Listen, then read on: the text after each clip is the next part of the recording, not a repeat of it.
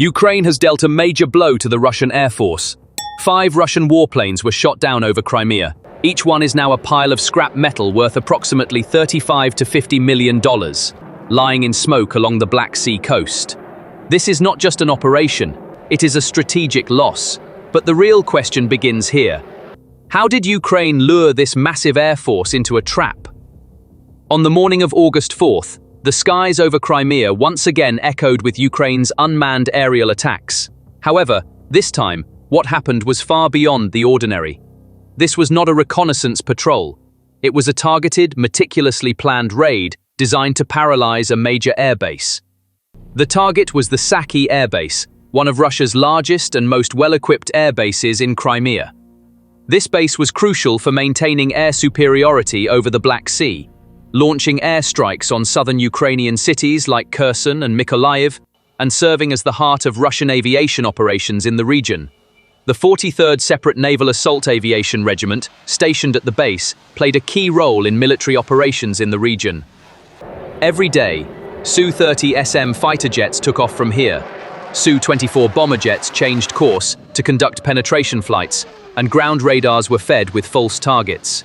But on August 4th, this routine was disrupted. The Special Operations Center, affiliated with the Ukrainian Security Service, launched the attack on this strategic location following months of reconnaissance, frequency monitoring, and airflow analysis. First, numerous long-range UAVs with low radar signatures surrounded the Saky base. Some UAVs used false routes to create radar jamming, while the main wave targeted launch pads, aircraft parking areas, and ammunition depots directly. According to hit records, one Su-30SM fighter jet was completely destroyed. Another Su-30SM sustained severe damage.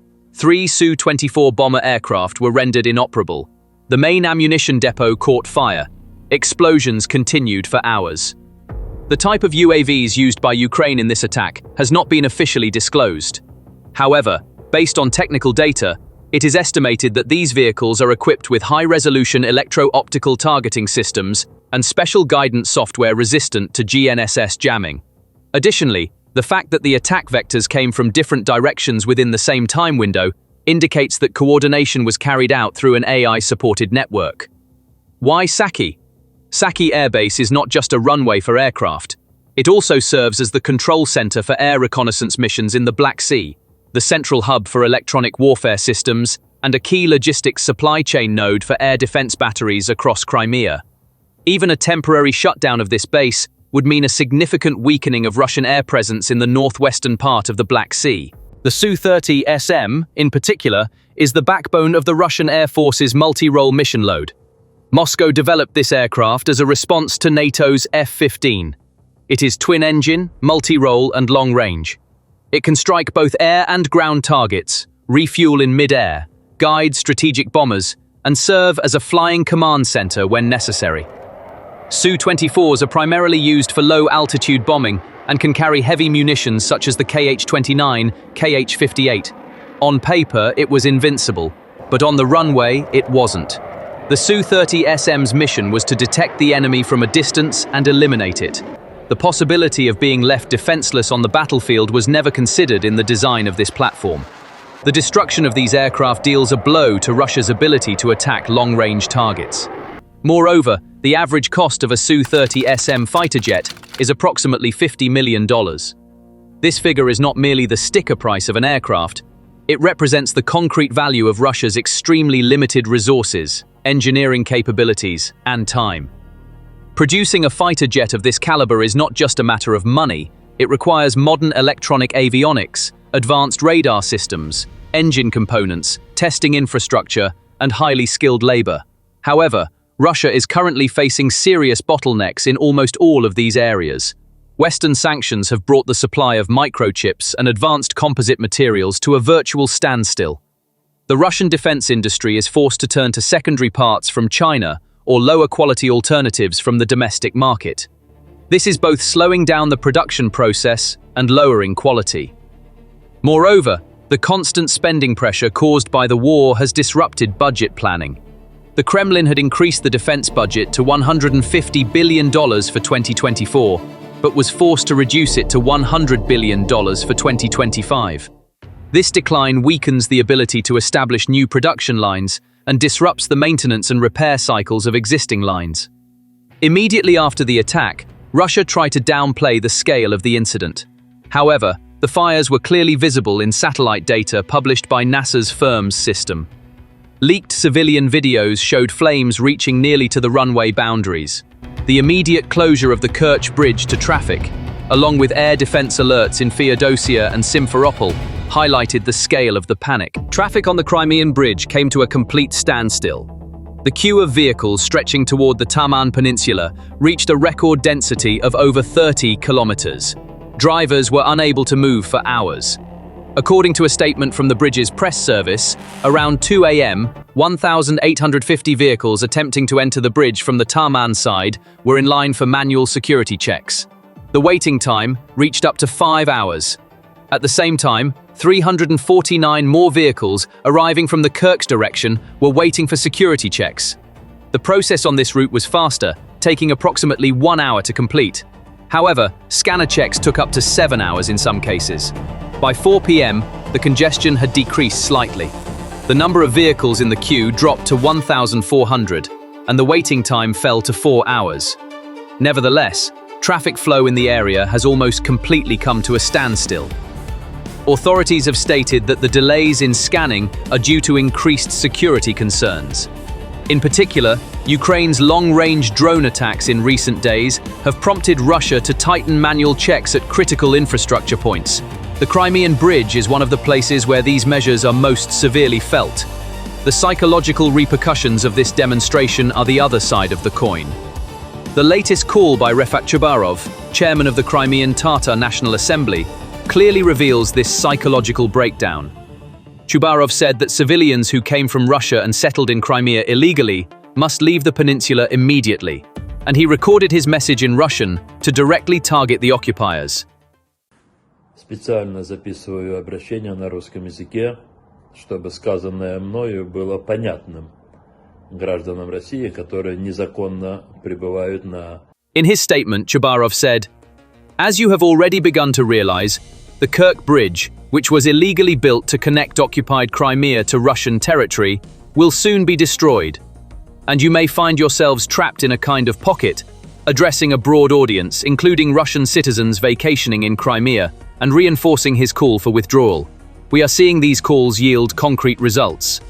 In April 2025, the governor of Sevastopol called for the voluntary evacuation of families with children, followed the next week by the return of railway cars from Donetsk, loaded with passengers via Kerch to Krasnodar, and posts on Russian defense blogs stating that officers' families were being relocated to Novorossiysk, raising alarm bells.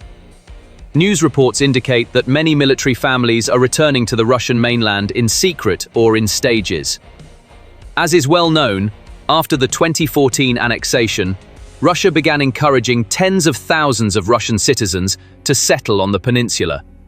The aim was to turn Crimea into Russian territory and change the demographic structure in its favor. According to Russia's official 2014 Crimea census results, the total population of the peninsula was reported as 2.28 million. In this census, the Russian population accounted for 67.9%, Ukrainians for 15.7%, and Crimean Tatars for 10.6%. The ethnic Russian population has risen to 1.5 million since 2014 due to migration and the arrival of military personnel and their families. However, with the war in Ukraine, the situation has changed, especially for Russian officers and their families. The families of Russian military personnel stationed in Crimea are concerned that Crimea may be targeted in a Ukrainian counter-offensive.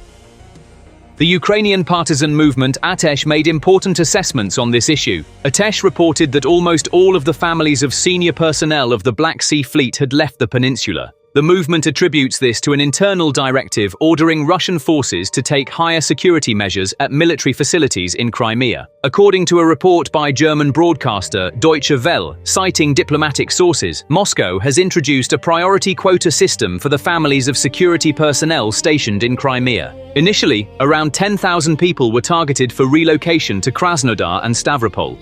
The partisan network reported that BAR's reserve units were conducting secret patrols in civilian clothing in the bays of Sevastopol, that security measures had been increased, and that equipment was being concealed. Additionally, all leave days for military personnel have been cancelled, according to a statement by an ATESH agent directly linked to air defense systems. Air defense personnel have begun evacuating their families to military camps in the southern military district. This evacuation order can be seen as a sign that the security situation in the region is critical. It is alleged that the Russian administration plans to evacuate approximately 250,000 people in the first phase, including military families, defense industry technicians, railway and port personnel, children, and the elderly. According to an analysis published by Forbes Russia, the Black Sea Fleet headquarters has 30,000 family members, half of whom have already left between May and July 2025. In addition to military personnel, ordinary Russians on the peninsula are also leaving Crimea. Reports indicate that the number of Russian citizens leaving the peninsula has reached 100,000 in recent times. This number is expected to increase further in light of recent developments. The total daily capacity for two-way traffic is 40,000 vehicles, but following the explosions in 2024, traffic on the sole remaining bridge has been reduced by half. The same situation is ongoing today. However, traffic on the peninsula remains gridlocked. The Kerch bridge is also a risky alternative for those seeking to flee Crimea.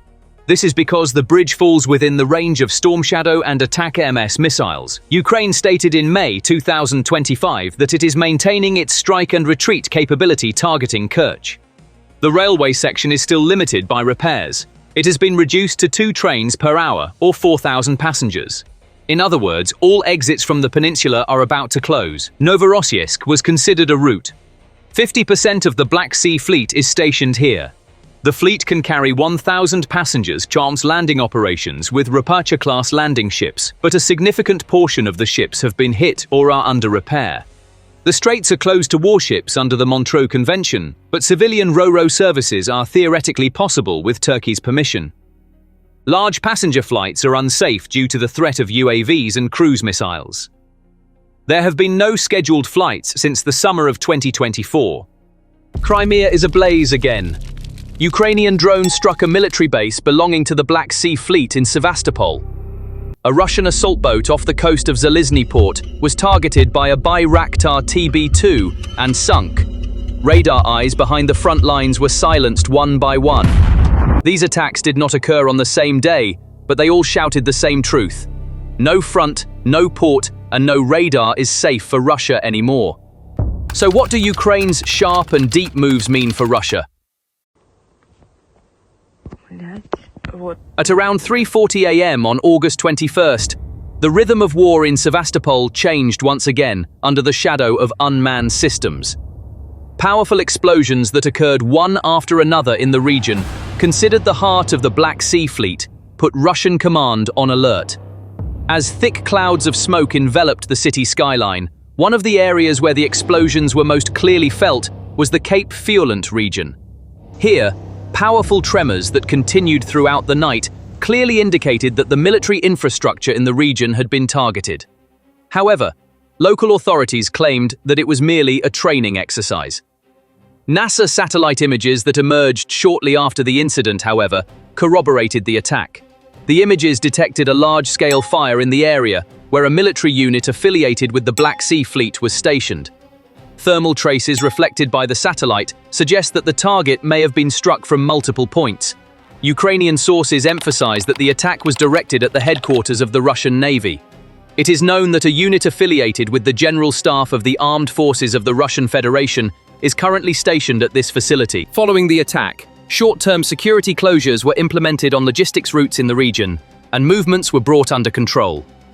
In terms of command and control, the damage inflicted on the unit's command-focused infrastructure indicates that the strike targeted not only physical, but also functional objectives. The assessment that the assumption of rear area security for units stationed in Crimea has weakened has been further highlighted by this attack. The priority on the ground was to limit the spread of the fire and prevent critical equipment from causing secondary explosions. This picture shows that risk management has now become part of daily planning in Sevastopol. Footage of a Ukrainian Defense Intelligence unmanned aerial vehicle destroying a Russian assault boat in the Black Sea was released on the same day. The incident took place at the Zalizny port in the Kherson region. The strike was carried out after the target was identified by aerial reconnaissance, its route was fixed, and the appropriate approach geometry was determined. Although the boat was small, such platforms play an important role in coastal surveillance, UAV collection and extraction operations, and mine detection patrols.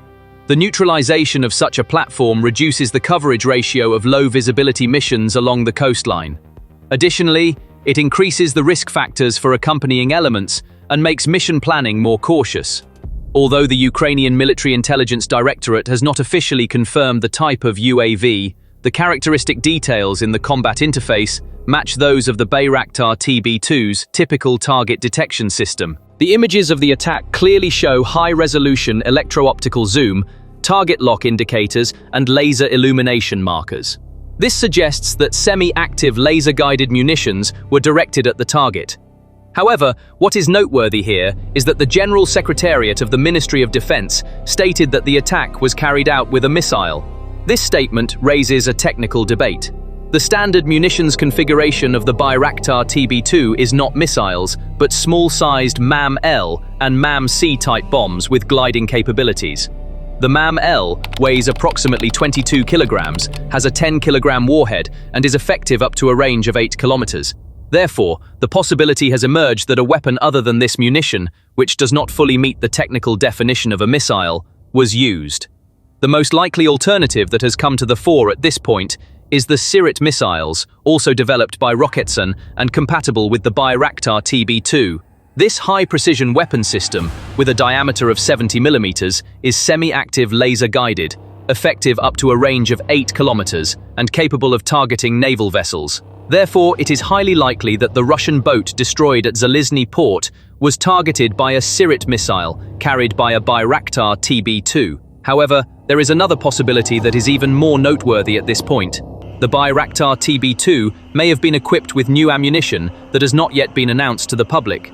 There are various claims that longer range and more effective ammunition has been tested in precision operations against naval targets. Despite these claims, one thing is certain. From an operational standpoint, the message is that missions carried out with low-cost platforms on the sea surface can no longer be considered safe rearguard operations. This strike once again highlighted that maritime approaches around Crimea cannot be protected with passive security measures. Therefore, the low-density links in the sea-to-land targeting chain remain vulnerable. Reports of the destruction of the rare Castor radar station in Crimea pointed to a gap in the low-altitude detection layer. Castor-type radars are portable systems deployed to detect low-flying UAVs and cruise missiles at an early stage. The destruction of this class of radar narrows the early warning window for short-range air defense elements. When the early warning window narrows, the sequence of detection, identification, and engagement is disrupted, increasing the likelihood of delayed response. Given the intensity of low-altitude threats in the attack pattern around Crimea, the impact of these gaps is magnified. Radar loss causes deployed units to rely more heavily on passive sensors and visual warnings until replacements are available. This leads to longer security cycles and increased watch intensity, regardless of whether it is day or night. In addition, it may be necessary to withdraw systems from other areas to compensate for radar losses. This strain weakens defense layers outside the south as well. The single-track railway corridor between Zaporizhia and Crimea was cut off overnight. This disruption destroyed Moscow's last functional hope of securing Crimea via its land corridor. This railway was the only means of supplying the Russian army in Crimea. Field videos showed tanker cars burning east of Tokmak and confirmed that repair crews were unable to approach the area due to smoke and heat along the track. The Ukrainian side presented this strike not as an incident but as a planned operation to cut off the lifeline to Crimea. The coordination between Ukraine's 65th Mechanized Brigade and military intelligence units amplified the impact due to the train being loaded with fuel. Due to the single-track structure, heat, rail geometry distortion, and Travers carbonization occurred simultaneously. The dependency of the Crimea-bound flow on the Tokmak-Melitopol segment led to the entire plan being disrupted by the burning of a single train. On the day the incident was confirmed, numerous independent reports emerged indicating that the line was not temporarily closed but had been shut down on an operational scale. While Russian planners believed they were dealing with a local malfunction, the reality on the ground revealed that a single-point failure had triggered a chain reaction of delays. This scenario clearly demonstrated that the Crimean supply route had ceased to be a reliable fixed line and had instead become a high-risk route susceptible to disruption at any moment. The closure of this logistical artery segment has weakened the technical basis for Putin's claim that he will ensure a continuous flow of supplies to Crimea by land. This disruption has put to the test the efforts announced to operationalize the land corridor on a permanent basis by 2024 to 2025. Moscow reported opening new or repaired branches along the Mariupol-Berdyansk-Melitopol route and mentioned an uninterrupted railway connection from Rostov to Crimea. In April 2025, the first freight train from the occupied routes to Crimea was announced as a propaganda element. In May, a vision for an expanded network, including a connection to Belarus, was shared, and it was claimed that supplies would be secure by land. However, the bottleneck in this network remained unchanged, with the Tokmak-Melitopol segment continuing as a single-track bottleneck that re-narrowed at the entrance to Jankoy. The attack on August 19th targeted precisely this bottleneck, cutting off the system's lowest tolerance point and maximizing its impact. Therefore, the disruption was not merely the burning of a train, but a proof that the network's actual capacity is not what is on paper. The notion of a railway backbone for Crimea's supply has been reduced to a single point of vulnerability in the face of risks on the ground. Ukraine's planning has established a hit-and-run cycle that exploits this vulnerability. Each time this cycle repeats, Putin's claim to secure Crimea by land becomes more hollow. So how did Kyiv achieve this? Ukraine's railway-centric attack model evolved from strikes targeting locomotives and fuel trains to operations aimed at disrupting the line geometry. Between May and July, a series of trains and traction units were hit along the Tokmak axis, prompting the Russian side to increase roadside security measures. However, the cost of these security measures slowed down the pace of transportation and narrowed the windows for planned shipments. The August 19th attack directly turned this narrowing problem into a crisis by cutting off a single line. Intense smoke and prolonged burning in OSINT images showed that at least 2 station intervals were blocked. This scale differs from the local explosion, quick repair, continue routine. Here, speed limits become chronic unless track switching, ballast laying, and leveling are done simultaneously. Removing the wagon frames alone requires heavy equipment and time. Therefore, the repair window overlaps with on-site safety risks, and the risk of a recurrence exceeds the nominal schedule. The new standard is not short repair, but long-term risk management. The operational outcome is straightforward. The southern front is dependent on 2 critical supplies, both of which rely on the railway. Fuel and artillery ammunition cannot be transported by road in a safe and fast manner, and even if they could, costs would skyrocket due to capacity and visibility constraints. A standard fuel wagon carries 60 to 66 tons, and a train of 20 to 30 wagons can transport 1,200 to 2,000 tons. To meet this volume with tankers, dozens of vehicles, long convoys, and wide security perimeters are required. Convoys are vulnerable targets for UAV reconnaissance due to thermal, acoustic, and RF signatures. Even at night, camouflage is only partially effective, leaving the door open to sharp FPV raids. When the railway is cut off, 2 options remain. Either repairs are accelerated, or the cargo is redirected to the Mariupol-Berdyansk axis. The second option exposes Ukraine to longer-risk corridors vulnerable to long-range UAVs and cruise missile attacks. Sea or inland waterway transport is a third possibility, but port and coastal defenses have been under sustained pressure since 2023. Therefore, even a few days of disruption would result in a noticeable decrease in the pace of fire and armored mobility. Supply to Crimea has relied on 2 columns since 2022, and the weaknesses of both have become apparent. The Kerch bridge has sustained damage from multiple attacks, and the management of defensive measures has been inconsistent. The coordination of floating barriers, smoke screens, and air defense layers has been inconsistent. The land corridor has been reinforced with railway repairs and new branches. However, the heart of this corridor remains the single-track Tokmak-Melitopol segment. Ukraine's pressure strategy in this regard is simple. When the bridge is breached, focus on the land corridor. When the land corridor stabilizes, pressure the bridge again. The segment struck on August 19th once again turned the land corridor into the primary risk zone. This synchronization ensures that Crimean supply lines never achieve a fully secure status. IL-76 sorties are being used for military strategic transport. Civilian ship passage in the Black Sea is free under the Montreux Convention, but Turkey invoked Article 19 3 days after the start of the war in March 2022, restricting the straits to the warring parties. Therefore, Russian naval assets cannot enter the area. However, Russian civilian ferries can transit from the Caucasus coast to the waters off Odessa without stopping.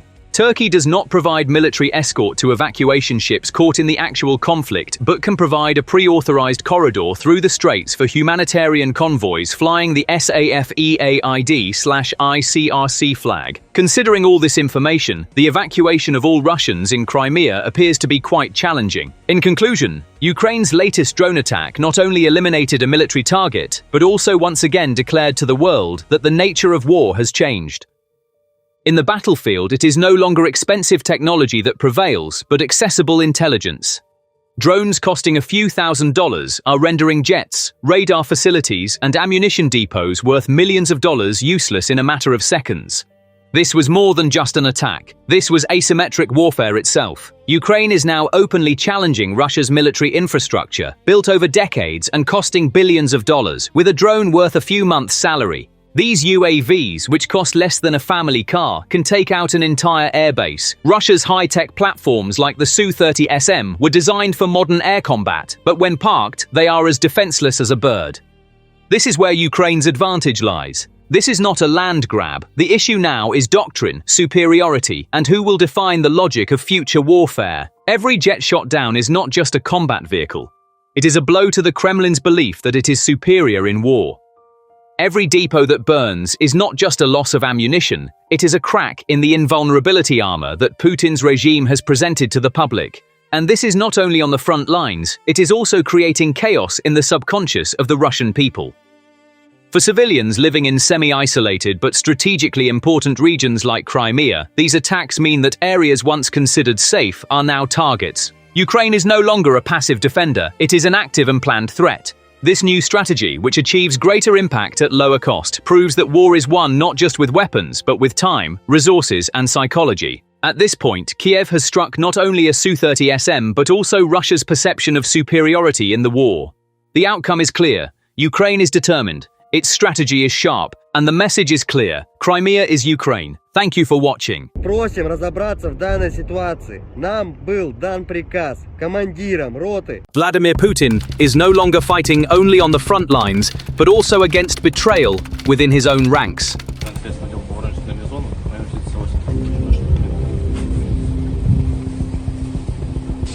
Beyond the trenches, another front has opened, where trust has collapsed and loyalty has been shattered. Russian soldiers are secretly communicating with Ukraine, leaking coordinates and even targeting their own commanders. Pokrovsk is being surrounded by the Russians. The Russians have been losing more than 1,000 troops a day. All of this is setting the conditions for what's happening at the strategic level. And if the strategic level doesn't work, the operational level doesn't work.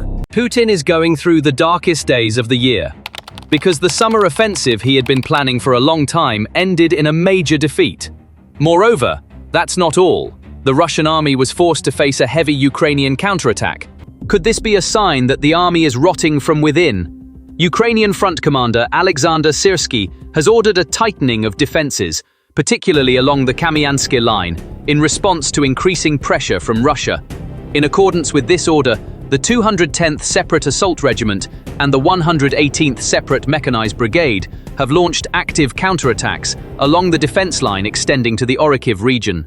Ukrainian troops are not only defending their positions, but also exerting constant pressure to halt the Russian advance. But amid these clashes, another front has opened that could influence the fate of the war.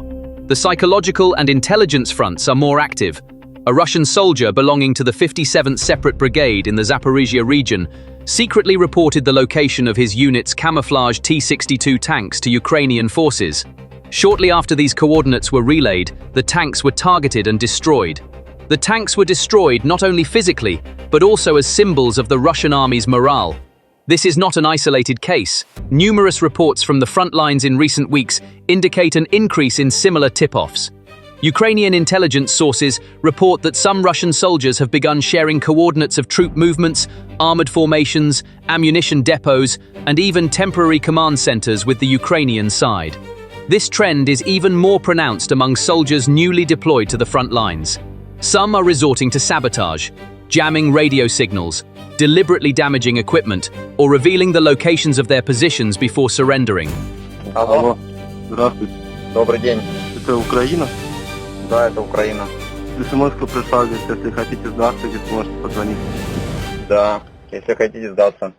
Western intelligence sources classify regular data leaks from within the Russian army as of the second quarter of 2025 under 5 main headings. These leaks are no longer random, they are disciplined, systematic, and at a level that will affect the fate of the war. The first heading is location data. The coordinates of armored units, artillery batteries, radar stations, and ammunition depots located behind the front lines are being directly transmitted. These GPS or GLONASS-supported locations significantly improve the targeting accuracy of Ukrainian artillery. Now, a Smerch battery is no longer hit approximately, but precisely. The second category consists of planning schedules. Details of defensive fortifications, troop rotation timelines, and position changes prepared within the command structure are leaked as PDF files or direct photographs of command boards. These documents hold not only military but also psychological value. Ukraine knows in advance when and where the opposing side is vulnerable. The third stream focuses on logistics logs. In particular, the barrel numbers of fuel convoys, the routes of transport vehicles, their transit times, and tables detailing daily ammunition consumption rates of units are directly reaching Western centers. This is invaluable data not only for attacks, but also for a wear and tear strategy. The fourth and more internal area is morale reports. Complaints sent by soldiers to their commanders, lists of dead and wounded within units,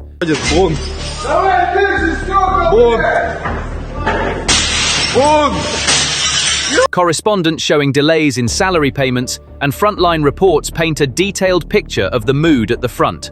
This information is critical in both propaganda warfare and psychological operations. The fifth and most dramatic heading is sabotage. Information is no longer just flowing. Actual sabotage is also being carried out from within. Some soldiers jam their own radios, while others remove the fuses from anti-tank mines. Some guns have internal barrel defects. Ни на одного человека. Это статья 222 Уголовного кодекса Российской. And deliberately created recoil problems. These actions show that the war is being fought not only on the external front, but also on the internal front. 60% of this extensive data flow goes directly to the Ukrainian Ministry of Defense's special encrypted telegram bot called Surrender Hotline. 25% is transferred to joint signal intelligence centers of the United States and the United Kingdom. The remaining 15% reaches Western media directly through various channels. 2 consecutive blows have not only shattered the Russian army's will to fight, but also swept away Putin's current grip on power. Before the critical Alaska meeting, Putin had attempted a sudden attack on the Pokrovsk front. The Russian offensive, which began on August 12th, was completely crushed. In just 2 days, the Russian army suffered a heavy defeat in a major offensive. Now, the breakthrough that Russian President Vladimir Putin was hoping for on the Donbas front has not materialized. Moreover, this failure was a harbinger of the storm to come. The side that suffers defeat in a counterattack is doomed to face a counterattack from the enemy.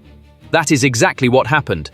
When the Russians' major Donbas offensive ended in disaster, Ukraine launched a heavy counterattack. The Pokrovsk front was cleared of Russian troops. Azov units and many other Ukrainian brigades recaptured 6 settlements in Donetsk. These are Gruzskoye, Rubizhne, Novovodiyane, Petrovka, Veseloye, and Zolotoy Kolodets. The recapture of these settlements completely shattered Russia's occupation plan in Donbas, and the territorial gains became concrete evidence of this collapse. So why didn't Russia's plan work this time?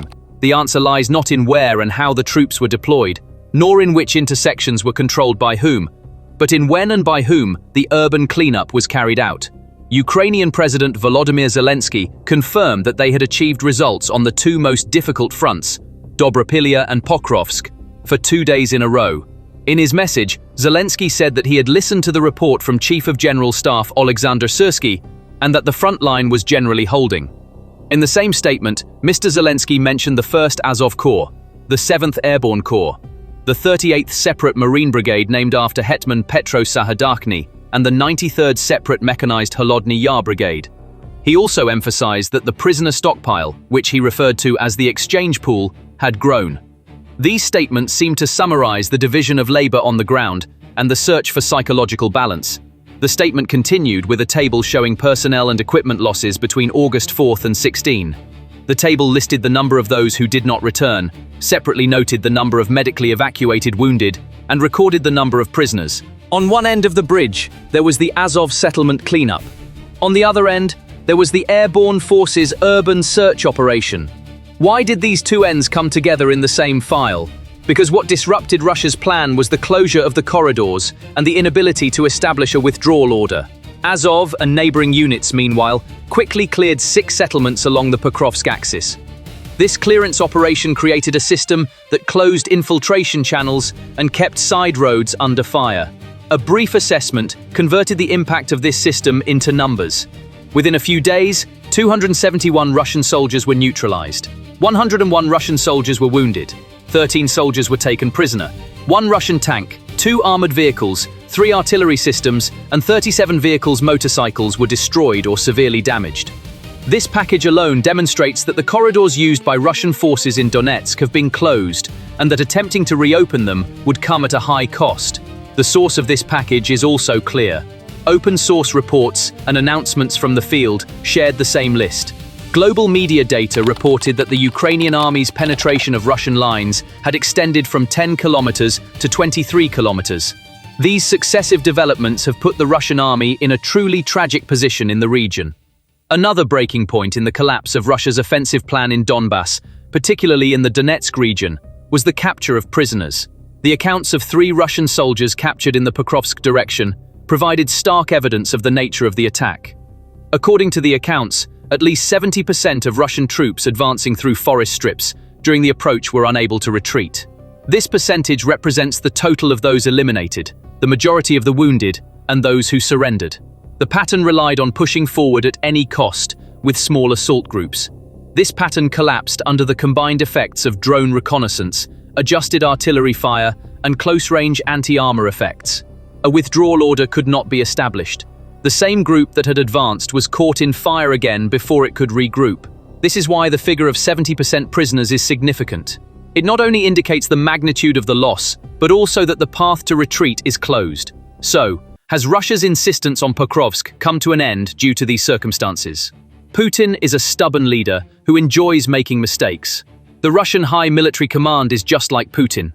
For this reason, the Russians have not given up on suffering losses in Pokrovsk and trying to gain something from this region.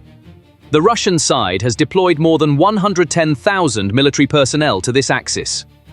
Russia's goal was to adapt better to the region and gain the upper hand in the clashes by outnumbering the enemy. The fighting has intensified 10 to 15 kilometers north of Pokrovsk. The 51st Combined Arms Army has been reinforced by the 37th Independent Motorized Rifle Brigade of the 68th Army Corps of the Russian Federation. This reinforcement has turned into some suicidal attempts in certain areas. Behind all this pressure was Russia's political calendar-driven quest for a showcase. Following the Alaska talks, the Russian side was likely seeking a positive outcome. However, the recent performance of Russian forces on the Donbas front lines ended fatally in the Dobropilya region. The analogy of main arteries being cut off found its place in the narrative of this battlefield. The process was concluded with the clearing of forest strips and intermediate locations. The protrusion that grew with deep state warnings turned into a closed file within a few days. This series widened the gap between the plan and the reality on the ground. What is the reason behind this betrayal? It is difficult to explain the process leading Russian soldiers to turn their backs on their commanders and their state with a single reason. But behind the cracks on the front lines, 5 fundamental factors stand out. The first factor is a lack of trust in the chain of command. Since the harsh winter of 2024, at least 8 regional commanders have been dismissed. Although the official reasons given are corruption or military indiscipline, the reaction on the front lines is different. Officers believe that the chain of command is no longer shaped by the demands of war, but by political balances in Moscow. The perception that orders are political rather than military in nature is eroding trust in the command structure. The second factor is a logistics and resource crisis. By the summer of 2025, ammunition and fuel supplies had caused serious disruptions on the front lines. Starting in June, some units were reported to have been without artillery support for an average of 4 to 6 hours a day. In a war where their own artillery is silent and fuel supplies are delayed, the soldiers' morale is rapidly declining. What often comes at the expected time of support is only silence. Mobilization fatigue also triggers betrayal. Most of the new soldiers sent to the front with the third wave of mobilization were conscripted without the slightest idea of the nature of the war. Sent directly into combat after less than 2 months of accelerated training, these soldiers' perception of reality is based on short videos they watch on social media. The conflicting content they are exposed to on social media platforms triggers a reflex of questioning rather than propaganda. We must also mention the climate of conspiracy and fear. Disciplinary processes within the Russian army feed the perception that they are being sacrificed on the front lines. By mid-2025, over 1,000 soldiers had been brought to court on charges of insubordination and desertion. These trials have become a kind of warning, especially for those serving on the front lines. A soldier who sees his own officer arrested simply for opposing him now fears not only the enemy, but also the system itself. Finally, family pressure and insecurity are also fueling betrayal. Despite social media restrictions, Russian families are finding ways to learn the whereabouts of their loved ones at the front. In some cases, soldiers' coordinates are tracked via apps downloaded to their cell phones or SIM cards that are sold. But the authorities' efforts to conceal the losses have the opposite effect on families. As trust in the Kremlin rapidly erodes, pressure on soldiers at the front to come back or at least tell the truth is growing. Никакой медкомиссии не было нигде, блядь. Никакого материального обеспечения. Ровным счетом ничего. Putin is facing a terrifying reality. Russia has run up a budget deficit of $61 billion in just 7 months. Costs are rising in line with the pace of the war, and the budget cannot keep up. In this equation, the army is competing with the rest of the state for money. In other words, the Russian army is naked. Putin is in bankruptcy. This is not a metaphor.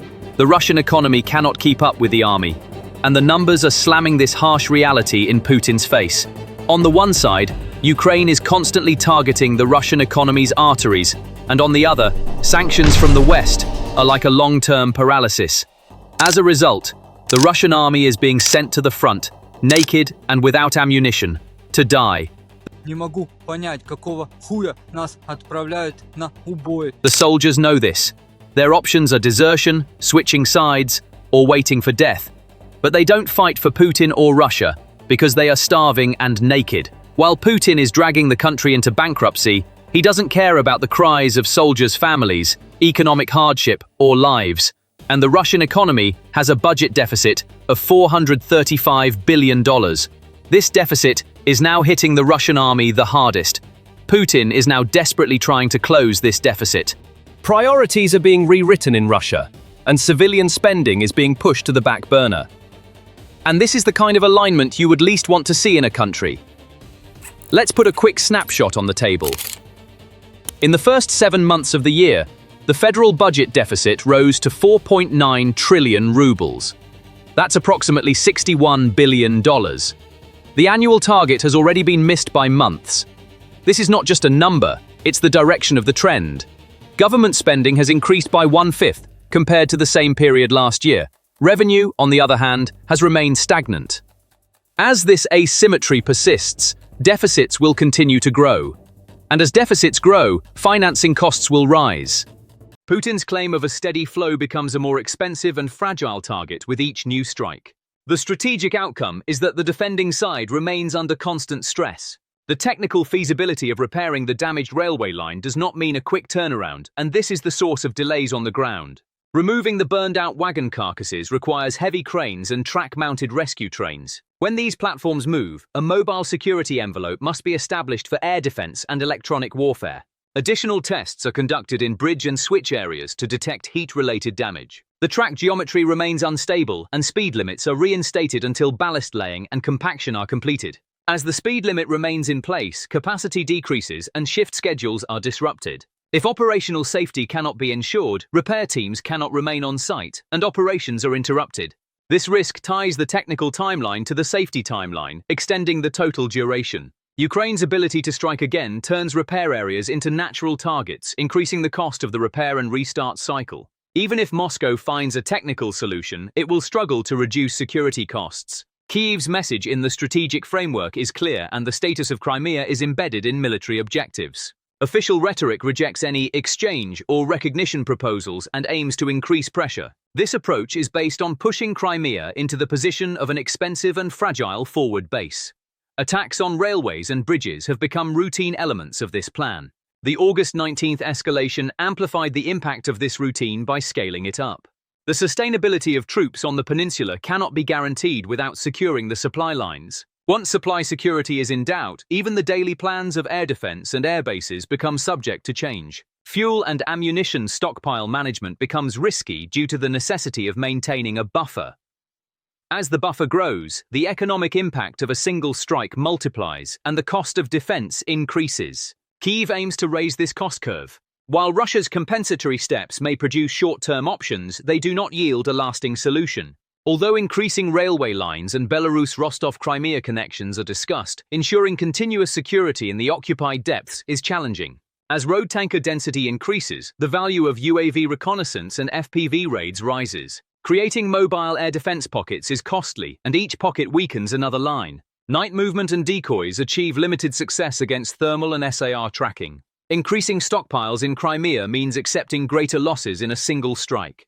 While these choices distribute risk, they do not reduce the overall risk. The real threshold is whether Ukraine can reduce its attack frequency. If the frequency does not decrease, railway transportation will revert to mixed-mode transport, and the planned rhythm will be lost. This will cause fluctuations in fire intensity and the pace of armored movements. Ukraine planned and successfully executed an attack in Zaporizhia to address all these issues.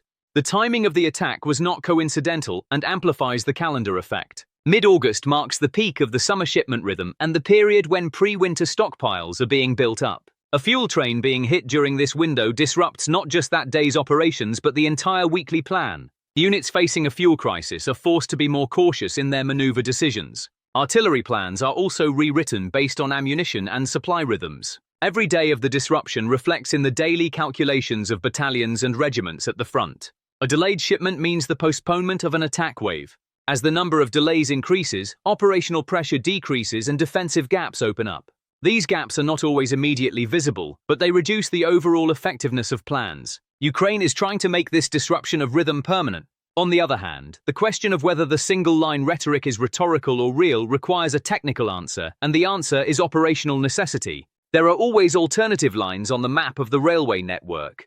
However, the number of lines that meet security and continuity criteria in the depth of the occupation is small. When the lines coming from Kerch are blocked by security restrictions, the north-south flow becomes congested around Tokmak-Melitopol. This segment is an indispensable part of the flow that intensifies again at the Junkoy entrance. Therefore, the term single track refers not to the legal engineering map, but to the actual capacity map.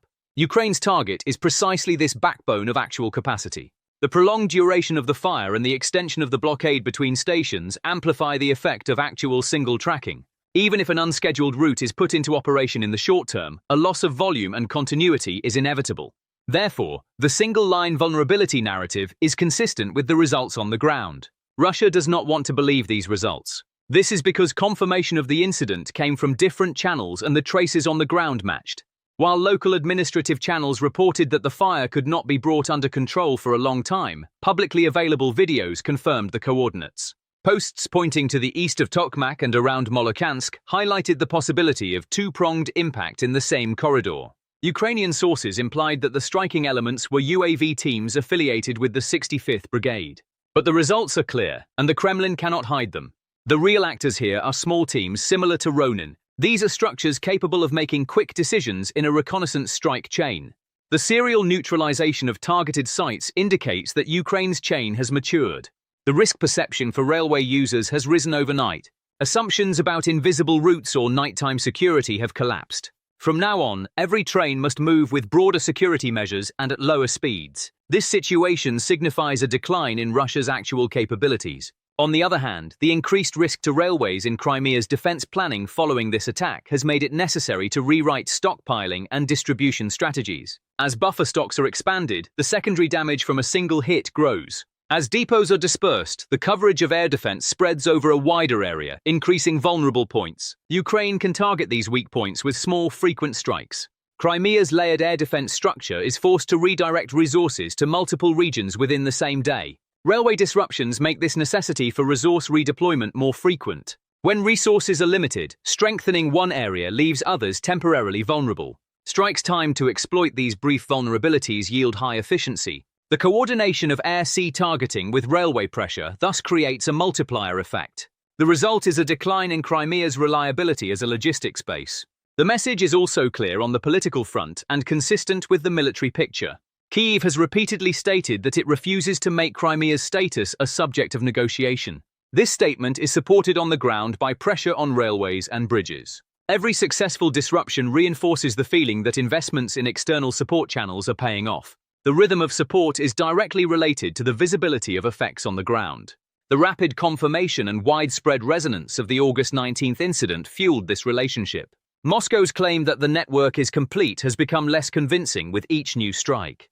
The contradiction between this claim and the disruptions on the ground gives Kyiv an advantage in the war of perceptions. As railway disruptions become more frequent, political pressure increases. This pressure affects the initiative at the negotiating table. The Russian side's patch and continue reflex may get trains moving again in the short term. However, the increased security costs will make transportation inefficient and reduce total capacity. Each repair site requires additional air defense, electronic warfare, and camouflage. These packages must be sourced elsewhere, creating a chain of vulnerabilities. The safety of repair teams becomes a planning item in its own right. Large rescue trains and cranes leave radar and optical traces. Ukraine uses these traces to increase its chances of a second strike.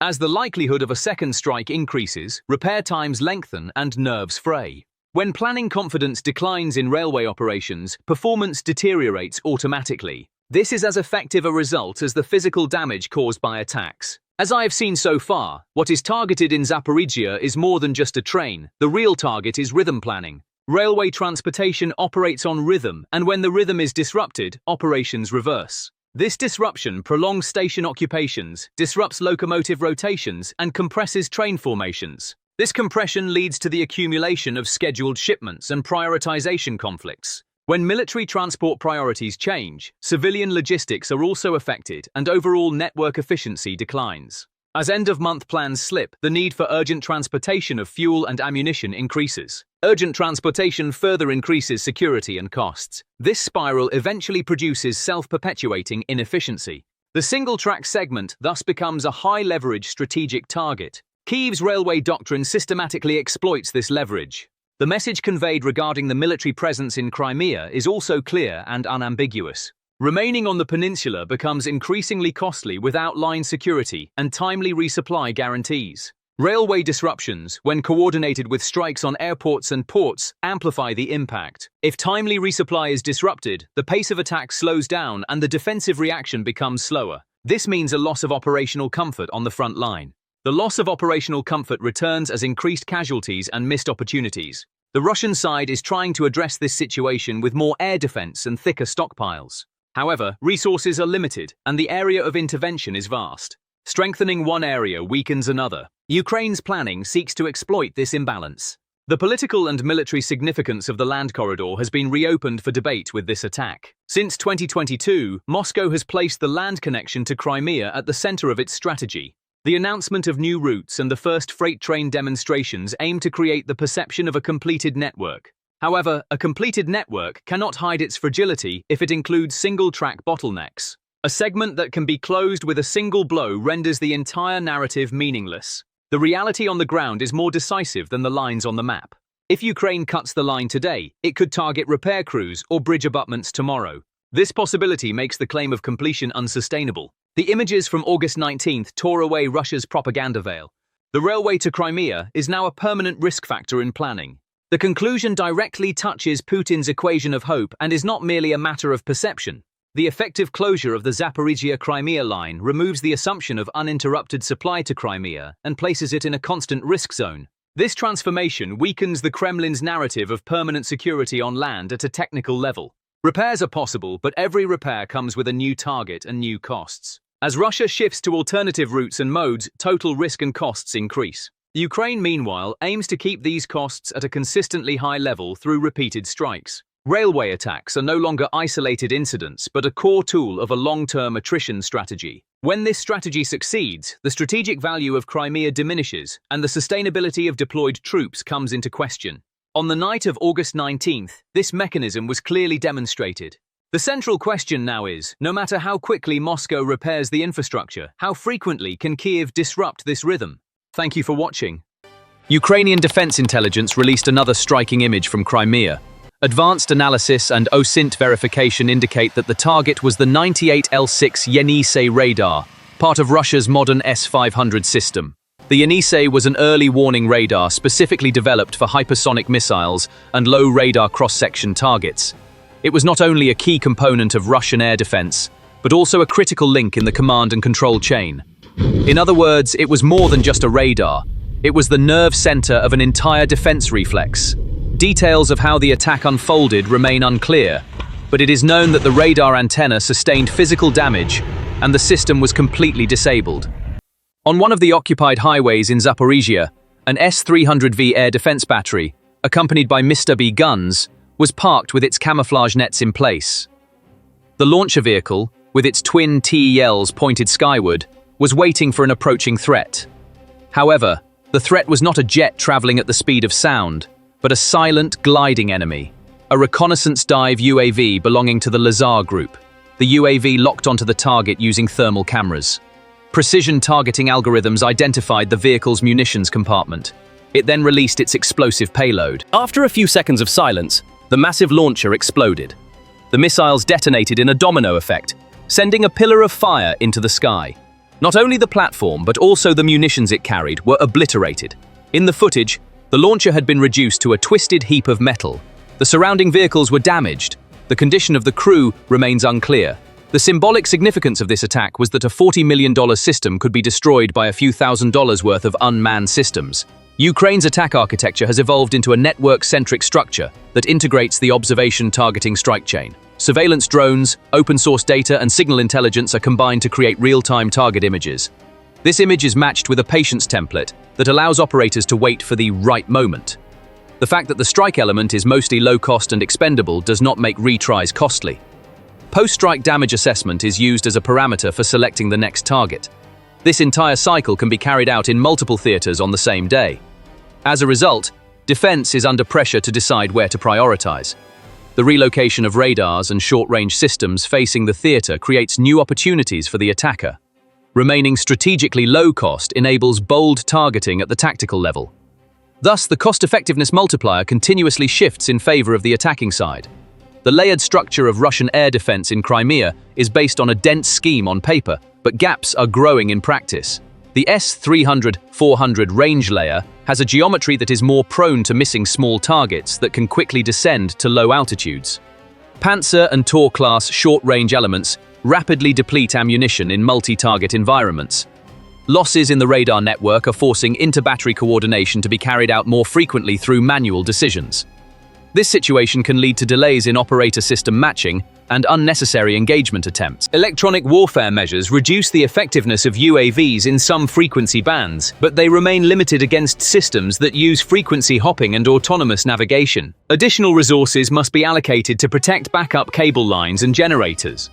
This allocation of resources is pulling elements that could be used on the front lines back. The infrastructure intertwined with civilian networks around Crimea is making targeting and protection more complex. In practice, the defense is forced to remain on high alert every night. The social and psychological turmoil lasted much longer than the explosions themselves. Civilians living in Crimea were forced to wake up to 2 different alarm sounds within 30 minutes. The first was the classic warning that the air defense systems had been activated. The second was the fire sirens announcing the spread of flames. This dual threat that came with the night left residents defenseless against both the danger from the sky and the panic spreading on the ground. After all, since 2018, the Kremlin had been constructing a narrative of a security umbrella for those living in Crimea. However, the explosions pierced this umbrella both physically and symbolically. Now people are afraid not only of the bombardments, but of the system itself. State television rolled out the classic scenario that same morning. The defense systems worked successfully. No targets were hit. However, this statement contradicted the columns of smoke rising into the sky from different cities in Crimea. Visual evidence invalidated official statements, and the perception that the Kremlin is hiding the truth began to gain strength among the Crimean people. Even more striking is the demographic makeup of this population. A significant portion of the 2.3 million people living on the peninsula today are civilians who were relocated from within Russia after 2014. For years, the Kremlin has been telling this group that they are safe here. However, alarm bells, smoke, and closed roads have shattered this sense of security. The most serious scenario being discussed behind the scenes is a new wave of migration. Some of the people who came to Crimea have already started saying, "If our homes are not safe, let's go back to a place far from the war."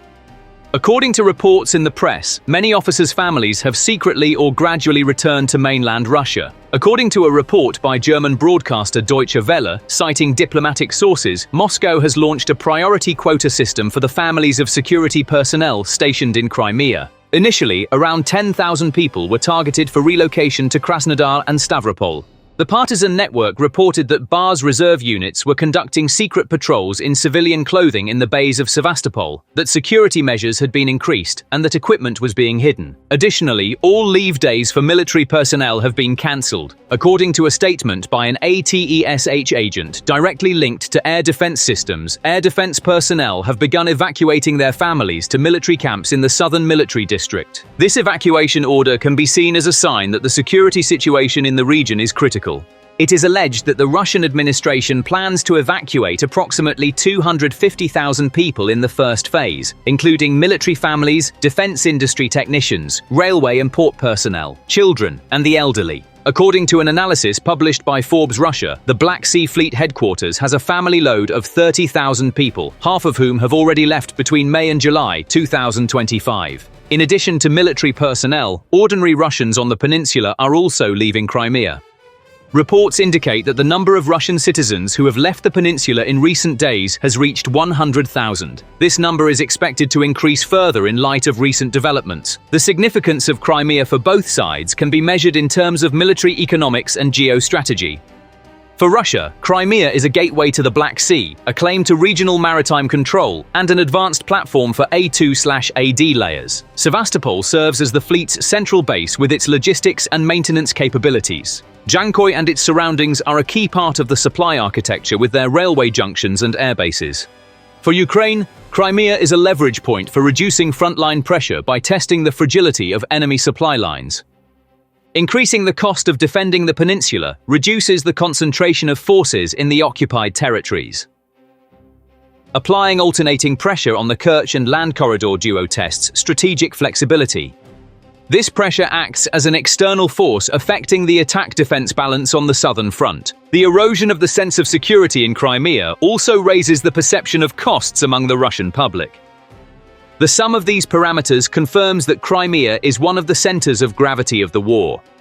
The attacks in Crimea are being carried out not only to achieve tactical successes, but also to create leverage in the negotiation equation. Ukraine is concretizing its no-retreat message on the ground with low-cost but frequent strikes. This concreteness reinforces the perception in external support channels that the investment is paying off. The attrition of naval and air assets could strengthen Kiev's hand in any potential ceasefire or framework agreements. On the other hand, the intense pace of attacks necessitates resource consumption and the continuity of production lines. This necessity makes scaling up domestic UAV and ammunition production capacity critical. The synchronization of sensors and strike elements in operations around Crimea will continue to be a criterion for success. When synchronization breaks down, the cost-effectiveness multiplier drops rapidly. Therefore, each new wave must build on the tactical lessons of previous waves. Sustainability will be as decisive as tactical victory. What are your thoughts on this matter? Your opinions are very important to us. Please share your thoughts in the comments section. Thank you for watching. The days when the Kursk front was the rear area are now behind us. The northern border has now turned into a waiting room patrolled by drones. Even the sound of engines is recorded in this room. Trucks are under surveillance even when they change gears. And Ukraine has once again managed to turn this silent surveillance system into a deadly advantage. A Russian artillery convoy was detected during a river crossing. A truck carrying a Mr. B howitzer became a target as it crossed a collapsed bridge. Within seconds, the convoy was obliterated. Is this incident the loss of a single vehicle or a lasting pressure signal that has lowered the intensity of fire in the northeast sector? Location: Sime River Line. A Russian artillery convoy was detected using the Shark reconnaissance UAV along this line. The operation was tracked by the Magura Group, part of the 47th Mechanized Brigade's reconnaissance units. The firing was completed in coordination with a partner unit. However, there are striking details behind this story. Since the bridges had been destroyed earlier, the Russian side was forced to attempt passage in this sector, either through narrow gaps or using pontoons. Russian command took the risk of using the bridge debris as a makeshift crossing to move an artillery piece to the front line, and did so during daytime conditions. This decision once again demonstrated how a rushed crossing in a threatening environment can turn into a target board. This is because Ukraine's drone-based reconnaissance and strike chain is now capable of immediately identifying such narrow points. The fact that the truck, trailer and howitzer were silenced with a single shot points to both convoy discipline and weaknesses in electronic cover. This is because a wet crossing is always the most vulnerable moment for an army. The river line is a natural defense line drawn across the terrain, and once the decision to cross is made, the aggressor's rhythm becomes dependent on the speed of engineering. As speed increases, so does risk, and as risk grows, reconnaissance opens a window for the enemy. The Sime River is widening this window. This is because some of the permanent bridges on the line are now gone, and the remaining gaps stand out like beacons for sensors. This scenario increases the likelihood of daytime crossing attempts. Being spotted by drones is only a matter of time. Delays in the crossing disrupt the artillery build-up behind the lines and the flow of ammunition and fire support to the front lines. Disrupted fire support directly affects the infantry's ability to take up positions and the armored vehicle's ability to approach safely. The result is not so much the destruction of a howitzer as the reduction of the entire line's firepower. When this firepower drops, the initiative either slows down or completely shifts to the other side. The video from the field demonstrates how this theoretical vulnerability is punished in practice, with a brief window of opportunity. The question of why the Russian side took such a risk is inevitable. The answer lies in the time constraint. The howitzer and towing vehicle were being moved quickly to fill a critical gap and provide sufficient firepower to the front line.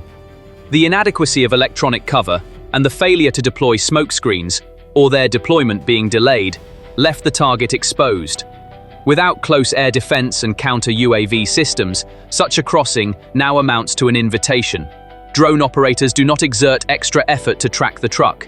Its route and speed are already locked in the bridge opening. The limited secondary explosions following the initial impact also indicate either a small ammunition load or that the load was distributed.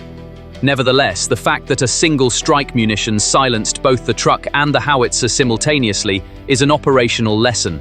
The lesson is this simple: wet crossings are now possible in the drone age, but only with layered cover and discipline. When this discipline breaks down, the convoy is destroyed in a matter of seconds, fitting into a single video frame. The question of why the Sime line is so critical is answered more by maps than by the battlefield. The river in the Kerch direction shapes the axes of movement in the northeast sector between Russia and Ukraine. When bridges are out of commission, heavy platforms are either forced to take long detours or loaded onto pontoons. In the drone age, pontoons are moving targets that can be tracked by reconnaissance and leave electronic signatures. That is why some units are trying to use damaged bridge structures as a kind of temporary ramp. The truck-bus combination seen in the images is a clear example of this experiment. The use of the Shark reconnaissance UAV by the Ukrainian side illustrates how much the kill chain has been shortened. Reconnaissance platforms like the Shark locate the target, mark it, and transmit coordinates without delay. The strike team then works together to deliver a single-shot solution using either surveillance munitions or an FPV-class vehicle. This coordination requires a network of units that speak the same language, from call signs to briefing terminology. Once the network is established, the local commander can make the fire-on-time decision with greater confidence.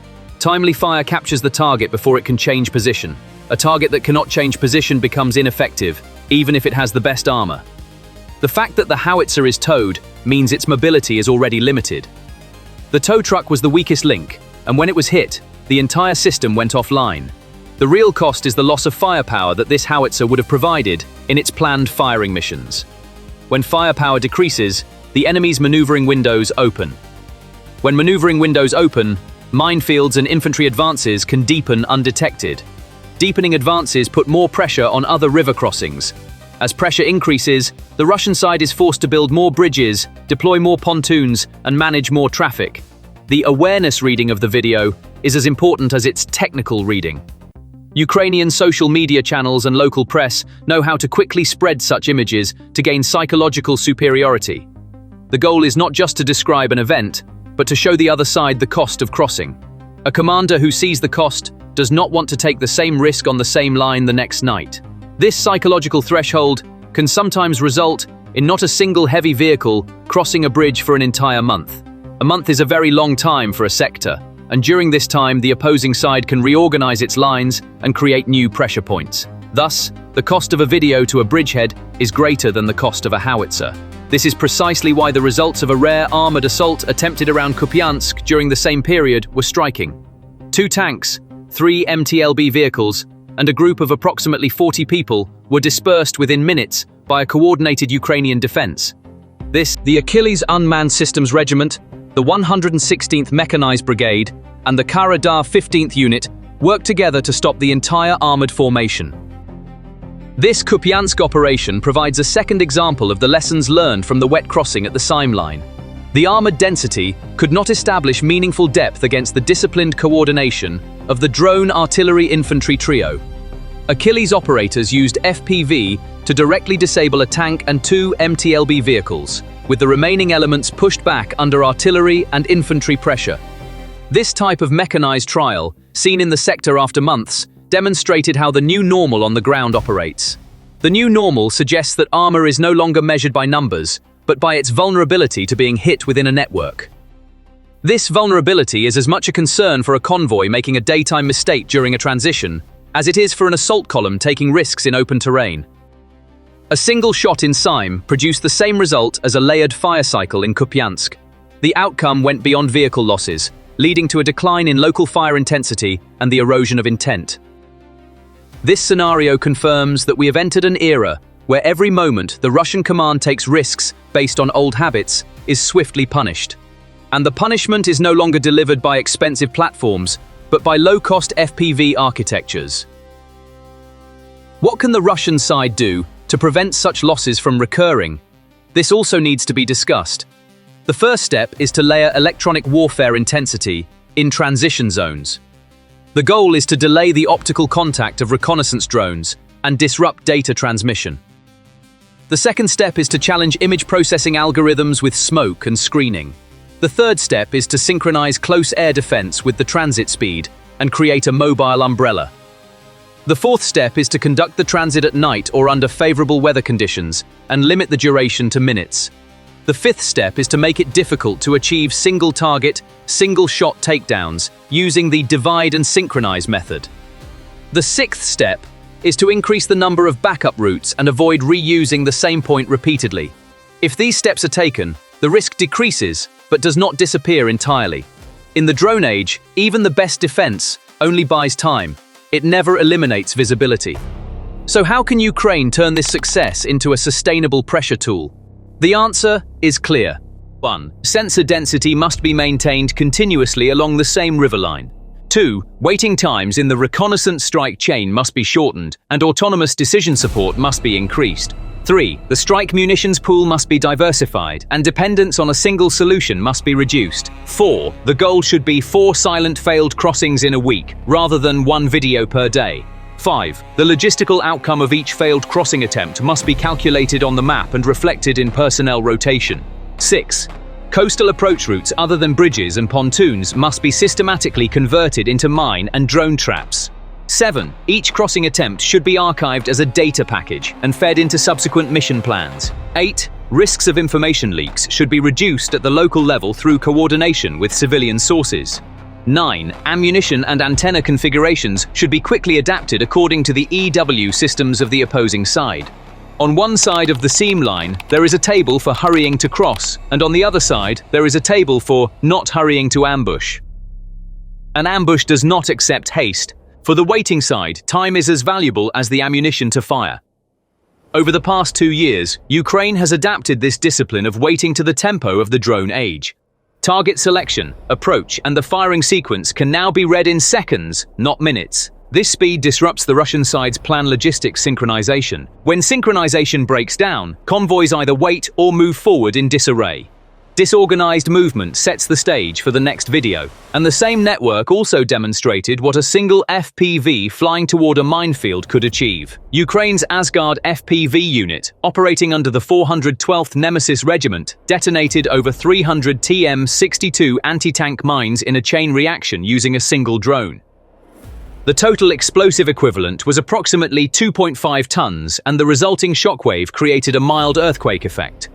Storing mines at such high densities in a storage area makes it a high-value target for a low-cost FPV. Such an impact not only reduces mine stockpiles but also slows down the pace of establishing saturated minefields along the front lines. A slower mine deployment pace opens narrow windows for armored maneuver and reduces the likelihood of surprises along coastal approach routes in attack plans. Additionally, such explosions test depot security and secondary blast management doctrines. From Ukraine's perspective, the strategic impact of a few $100 FPV is now a familiar equation.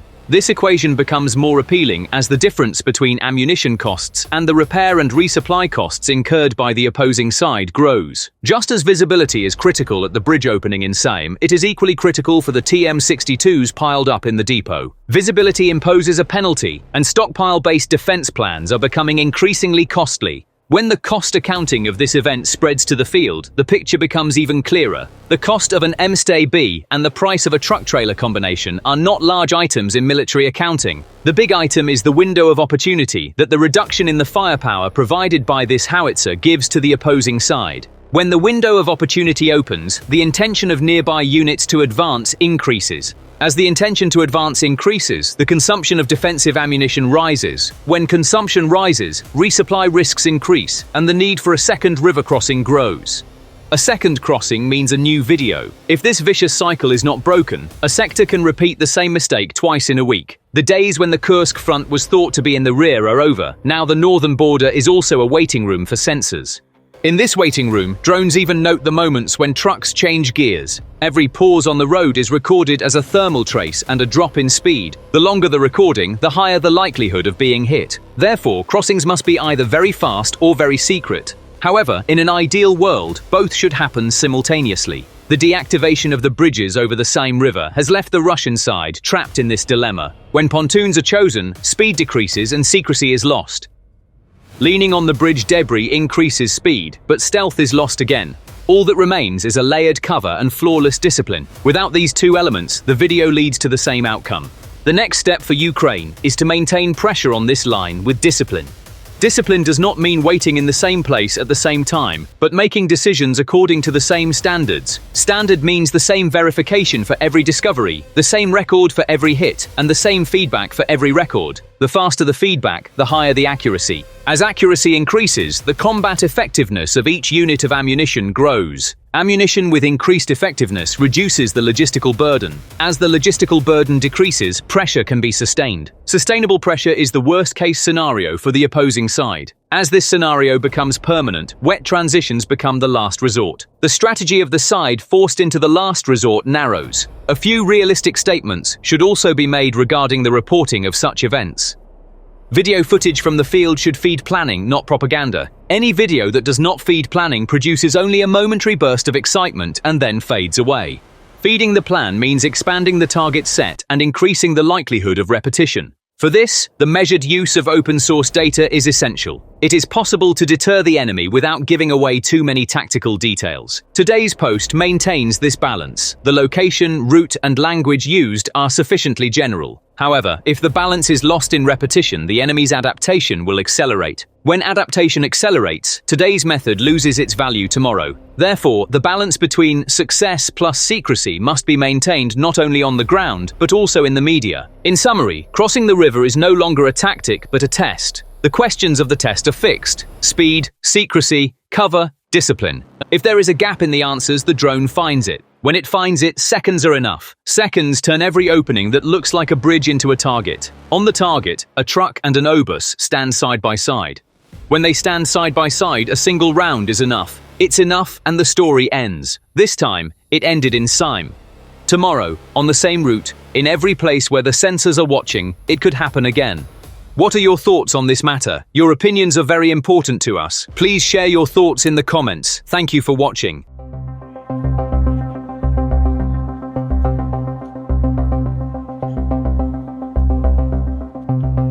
Russia's gunpowder factories are exploding in Putin's face. Sanctions? Drones? Sabotage? Moscow does not want these questions asked. But Russia's own factories are responding with fireballs. August 15th, Ryazan. Not far from the city center, a fire and a series of explosions lit up the sky in orange. Within seconds, production blocks collapsed, a dozen people were killed, and more than 130 workers and officials were taken to hospitals. The flames that spread around did not just burn the walls. They showed all of Russia which pillars of the war economy were made of wood. This was not a victory video shared by a Ukrainian drone, neither a long-range missile nor a sabotage team's cinematic operation. It was not Western sanctions either. It was the implosion of Russia's war economy from within. The Kremlin declared a day of mourning. Flags were lowered to half-mast. But the ritual of mourning couldn't cover all the tears in the black shroud draped over the state. So if it wasn't an enemy attack, how could it have been so easy? The answer is simple. Either a technical malfunction, human error, or sabotage from within. All three possibilities lead to the same conclusion for the Kremlin: a vacuum of authority. Because for 3 years, the frequency of accidents in Russian industry, particularly in the production of explosives and propellants, has far exceeded normal deviation, even the range that could be explained by chance. The phrase, "it was an accident," no longer sounds like consolation, but like an admission. If you say sabotage, that opens another door to a nightmare. It means someone infiltrated the system. It means the regime of fear cannot silence even its own factories. Both narratives boil down to the same thing for Putin, a vivid image of the loss of authority. Don't think Ryazan is an inexperienced facility. This story is not new. In 2021, there was another explosion at the same place, and 17 people were killed. At that time, there was no war, and the country was normal. 4 years later, under the shadow of war, a much larger fire broke out, and this time its impact was not limited to a single city. We cannot call this a coincidence. The same facility, the same types of mistakes, the same corners cut. The difference is that this time, everything happened at the moment when the war machine needed ammunition the most. This is not a twist of fate, but a flaw in the system. Let's broaden the scene. It's not just Ryazan. Throughout August, explosions and fires occurred in Lipetsk, Taganrog, Voronezh, and Stavropol. In some cases, there were strong suspicions of drones. In others, there was no clear information. When you draw a line, what you see is this. Industrial decay and Ukraine's deep strikes are working simultaneously. On one side, there is a production machine grinding along with outdated equipment, inexperienced shifts, and shortages of spare parts and safety gear. On the other, a drone program targeting the lifelines of that machine, electric substations or fuel depots, that can reach right into its core. When these two pressures converge, explosions cease to be accidents and become a pattern.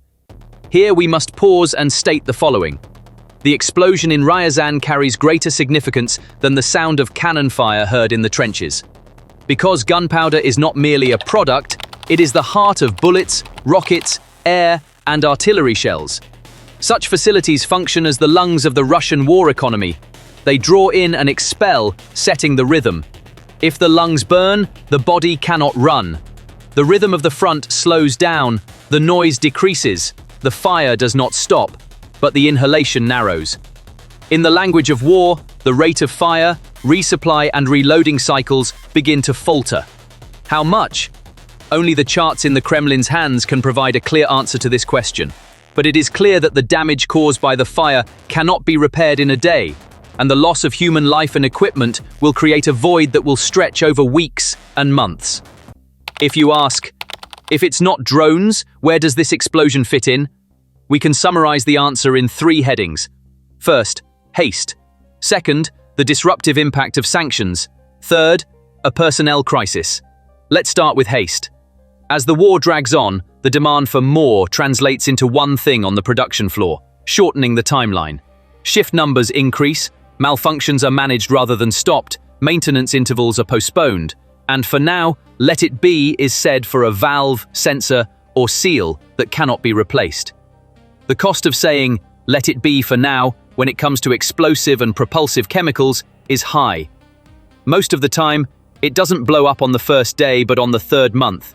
That third month was August in Ryazan. Sanctions are no fairy tale. When they hit the ground, the realities of the workshops write over that fairy tale. The sensitive measurement equipment required for safety, systems that discharge static electricity, modules that control thermal balance, quality control sensors, these are either harder to find or are being replaced with inferior alternatives. If a single component doesn't work as it should, it's not just an additional possibility in explosive production, it's the risk itself. Supply constraints, semi-official workarounds, a broken chain of oversight, at some point, everything comes down to making do. The lifespan of makeshift solutions is short, but the cost is long-lasting. The personnel crisis is the most human, most naked, and most painful part of the whole scheme. Hundreds of thousands of young men were either sent to the front, killed, or fled the country. The remaining workforce aged, grew tired, and was exposed to greater risks with lower skills. The security culture you speak of is not something that can be written in a day. It is the sum of habits passed down from master to apprentice. If you have no master, you have no culture. If you have no culture, procedures remain on paper. When procedures remain on paper on the production line, it means that no one can stop the fire once it decides to start. This is exactly what happened in Ryazan. So why should we take the possibility of sabotage seriously? Because wars are not only fought on the battlefield, they are fought within. A regime ruled by fear and mistrust will spew forth from within. One group opposes the war for ideological reasons and strikes a spark. Another seeks revenge. Yet another wants to create chaos. They aim to purge the regime. These are not theoretical scenarios. They are at least as real as technical malfunctions when a state's information flow is closed and its oversight is arbitrary. Which would you accept? If you call it a malfunction, you admit that meritocracy and order have collapsed. If you call it sabotage, you admit that your security apparatus is riddled with holes. For the Kremlin, both statements hit the same nerve. Putin's rule does not apply in either case.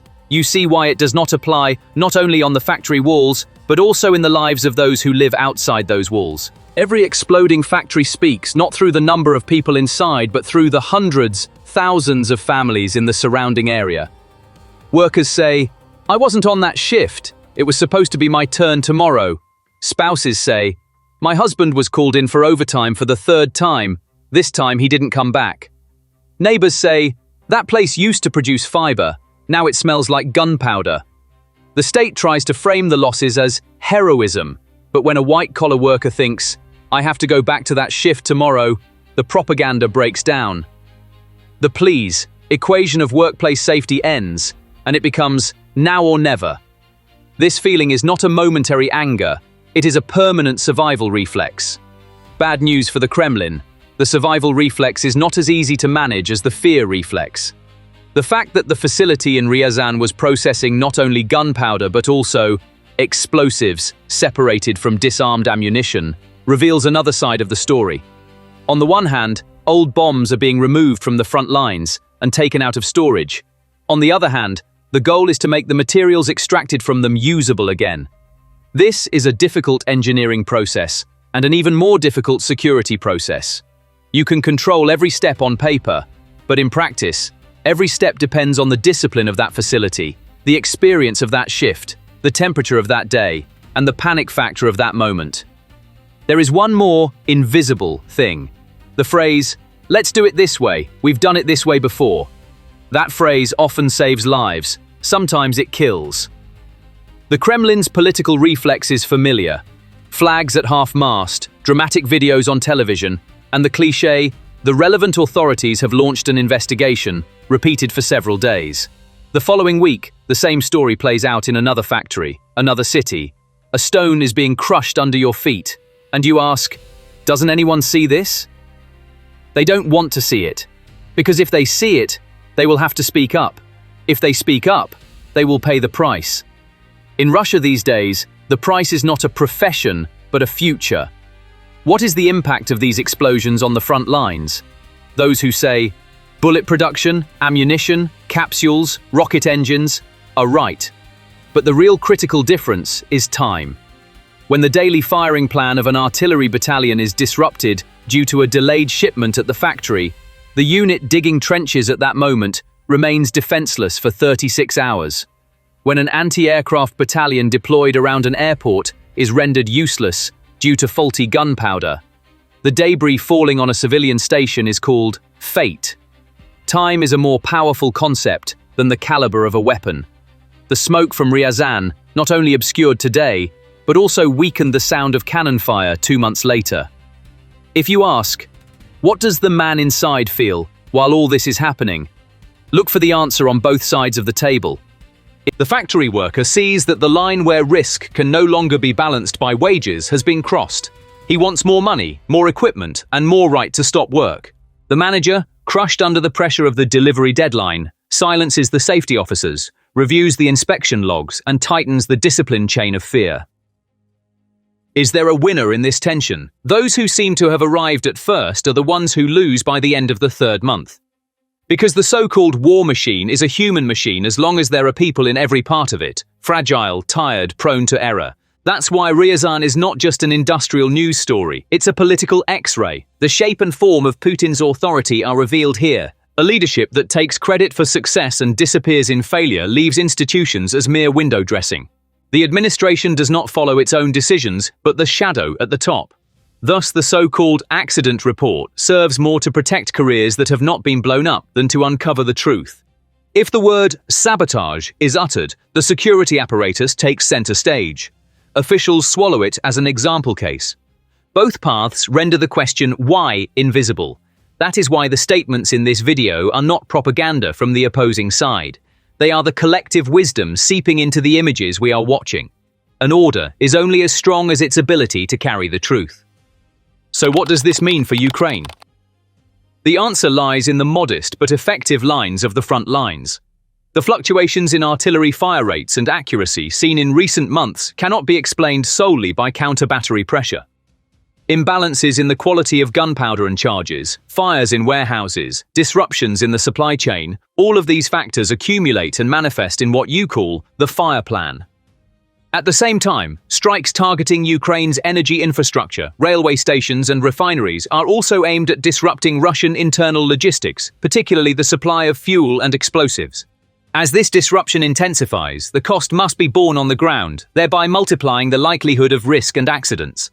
When you consider Ryazan, Lipetsk, and Taganrog together, the big picture becomes clearer. In the second year of the war, Russia sought to achieve rapid scaling by integrating the military industry with the civilian industry. The result, security layers were removed from civilian facilities, education was reduced to mere signing off, and standards were replaced with "it's done." The phrase "manage it" worked for a while. Now it's back as a chain of unmanageable failures, fires, and explosions. This internal explosion, as it collides with external blows from Ukraine, is not only hitting the arsenal, but also the regime's legitimacy. Is all this just a series of unfortunate events? Might be a sentence Putin would like to hear. But luck speaks the language of statistics. The same facility catching fire twice in a decade pushes the limits of statistics. As long as reports detailing the technical malfunction are not made public, there will be no society left to say, "Explain with patience." Russia's own people, its own industry, its own workers are demanding answers for these explosions. In a town, in an apartment block, at a cafe table, the question, "Why didn't my son make it out alive?" is etched into the wood. Now let's step into the Kremlin's consultation room for a moment. On the table are two files, accidents and sabotage. Both have notes written in red pen. Confidential. Increase social media monitoring. Classify the investigation as confidential. And a small sentence, a state of mourning has been declared. This style of management does not change the outcome. Because a state survives not by multiplying files that cannot produce decisions, but by relying on the truth. It is not just the paint that is drying on the walls of Ryazan, but a question that is not drying. Whose life will the next shift explode? Answering this question with "there was no enemy attack" does not inspire confidence. The real answer lies within the industry, written in the sweat beneath the helmets. Either you restore safety or the workers won't return. The smell of war isn't only felt at the front lines, it's also present in the factory's drying rooms, raw material warehouses, and shipping hangars. Everyone who works with explosives knows the smallest oversight can turn into the most expensive excuse. This wave in Russia shows where the excuses end. When the pressure to produce more is accompanied by the order to stop less, gunpowder betrays gunpowder. I do not use the word betrayal lightly, because in Putin's own rhetoric, this outcome must be described with that very word. The war machine is betraying its own people. The worst betrayal is not that of the enemy, but that of one's own. This has two effects in the big picture. First, it undermines the message of deterrence sent to the outside world, because for the number of tanks, the accuracy of missiles, and the length of the front line to have any meaning, there must be a reliable, measured, and disciplined supply and maintenance network behind them. If you lose that, the numbers become meaningless. Second, it weakens the chain of loyalty within the ranks. When a worker starts saying, "My life is more valuable than your war," authority begins to crumble not only in military decisions, but also in the rhythm of the production line. I won't rush to answer the question, where is this leading? But I can say this, every new explosion chips away a little more at Moscow's myth of endless ammunition. The fire in Ryazan didn't just burn down a facility, it burned down the arrogant tone of, "We can do it." This arrogance may still echo in television studios, but there is a new voice resonating in the factory. Stop. Check. Don't send. These three commands may seem like the final lines of a regime film. For now, they are just subtitles. But subtitles change the meaning of a film. The irony of history is sometimes the color of flames. For years, the Kremlin said, "We will withstand sanctions, diversify production, mobilize the civilian industry." It mobilized, but mobilization devoured security. What is burning today in Ryazan, yesterday in Taganrog, and before that in Voronezh is not just the chemicals in the warehouse, it is the strategy itself. We have the right to ask, if you are so strong, why have the factories become your enemies? The answer lies with the Kremlin, but the silent response from those working on the ground is clear. We are not enemies, but we cannot survive at this pace. The spinning world reminds us of an unchanging truth. Wars are won through production. Production survives through security. This is the lesson left behind in the ashes of Ryazan. The fate of a gunpowder factory can resemble the fate of an army. Big words don't tighten small valves. Big screens don't activate small sensors. We need people who know their job, and do it without fear. Today in Russia, fear has replaced skill. Fear has stolen from security. Security has stolen from life. And when life is gone, the war machine stops working. One final reminder.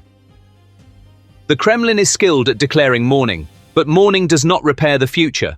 To repair, one must first admit the mistake. To admit the mistake, one must first hear the truth. If you silence the truth, you cannot silence the explosion. Ryazan said it. What is needed to avoid hearing the same story tomorrow in another city is clear. But for this regime, that clarity is the greatest danger. Because clarity means responsibility. And responsibility disrupts comfort. Yes, these explosions are not small enough to be dismissed as accidents or simple enough to be labeled sabotage. There is a truth that transcends both. The nerve endings of a regime, an industry, Putin, are burning. The truth will wait on the other side of the door. Without security, there is no future. The flames in Ryazan have written this. For those who can read it, what is falling is not just a wall, it is an idol. This gunpowder factory tells us much more than the collapse of the economic and military machinery fueling the front lines. Here, the people's trust in Putin's authority is eroding rapidly from within. Thank you for watching. Kiev, meanwhile, is determined to turn these voluntary reports from the front lines into a systematic process, rather than random gestures. To this end, the Ukrainian government has established a three-pronged and highly sophisticated intelligence gathering mechanism.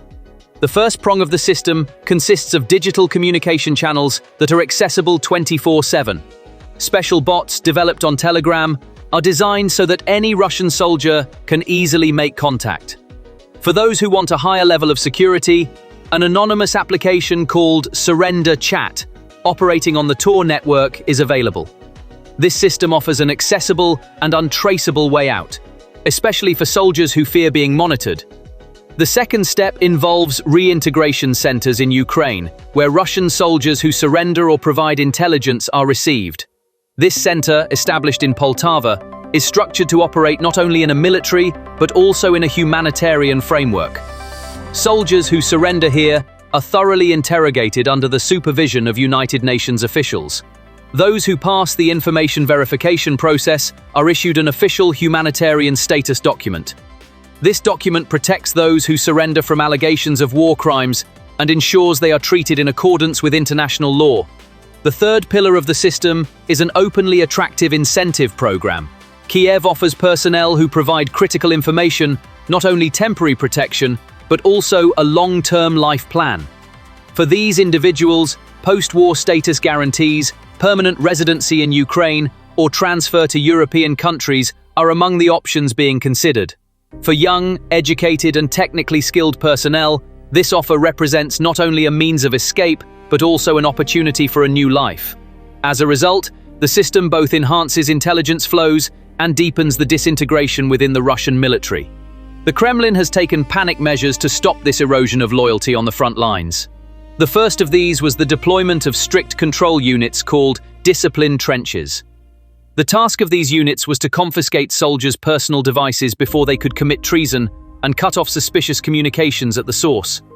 But in theory, discipline turned into oppression in practice. A catch and judge mentality began to prevail on the front lines. Soldiers found with unauthorized cell phones in the field are sent directly to martial law courts. So far, 491 cases have been sent to military judges in the war zone. This judicial crackdown is further undermining morale at the front by targeting not only those who leak information, but all soldiers who have confidence issues. The second measure is technological. The Kremlin has distributed a new generation of RF jamming modules, codenamed Resin Signal, to the front lines. In theory, this system is designed to disrupt encrypted data transfers, but the reality on the ground is quite different. Resin Signal only affects messaging apps that operate on certain wavelengths. This means that a photo of a paper map sent from a cell phone or a classic MMS message can reach the other side without being affected by this system. In other words, intelligence can be transported not only with high technology, but sometimes with old-fashioned methods as well. Contrary to expectations, all this repressive environment and technological measures are also having the opposite effect. Some soldiers on the front lines, believing they will face trial anyway, are beginning to see surrender or leaking information as a form of salvation, thinking, since punishment is inevitable, at least I can find a way out. These developments are shaking the image of charismatic commander-in-chief and disciplined army that Vladimir Putin has meticulously crafted over the years. In Kremlin propaganda, the Russian armed forces were presented as a war machine managed from a single center with a fully functioning chain of command. But the betrayals on the front lines and intelligence leaks from within are eroding this image on two fronts. In the outside world, especially in Western media, every new leak is reported with headlines like, "Putin doesn't control the army doesn't control Putin." This creates the impression that strategic decisions are not made from above, but are shaped by morale on the ground and the instinct for personal survival. The Kremlin's message that Putin is pulling all the strings in this war, which it has been repeating for years, is becoming increasingly less credible. The picture is even more complex within the country. The families of soldiers serving on the front lines are losing trust in the Kremlin's control of information, as they see their sons' locations and even their dates of death being exposed on social media platforms. The question, if their locations can be revealed so easily, why are they still there, has become a daily query. Putin's powerful image as a leader on television is now giving way to skepticism in the silence of kitchens and living rooms. If these intelligence leaks continue at the same pace, the dynamics of the war could shift dramatically on three key fronts. First, artillery superiority could completely shift hands. Ukraine no longer fires blindly.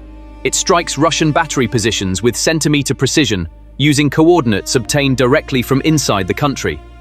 This forces Russian artillery units to constantly change positions and distribute their ammunition hastily and irregularly.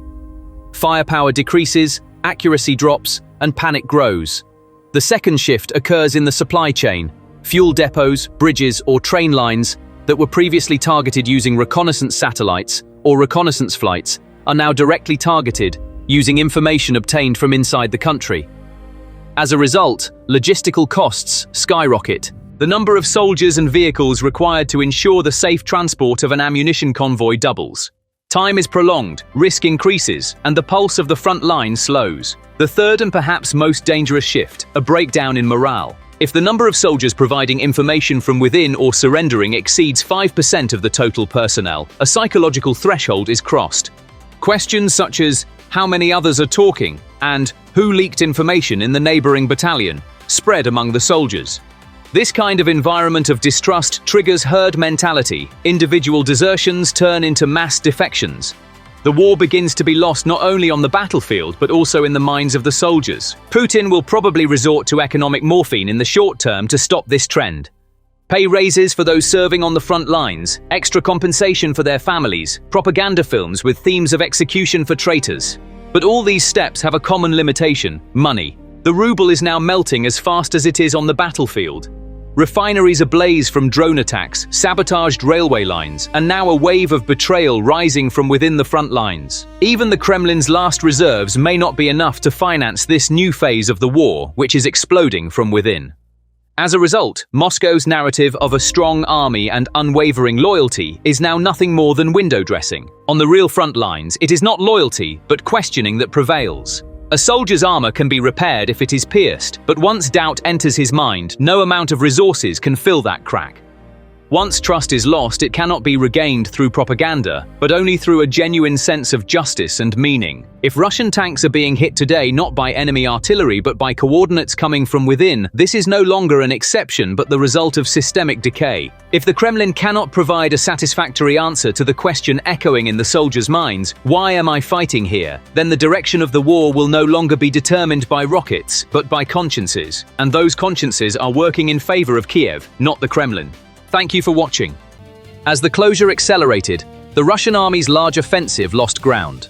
Regardless of political rhetoric about the collapse of the Russian plan, this is a tactical, operational reality.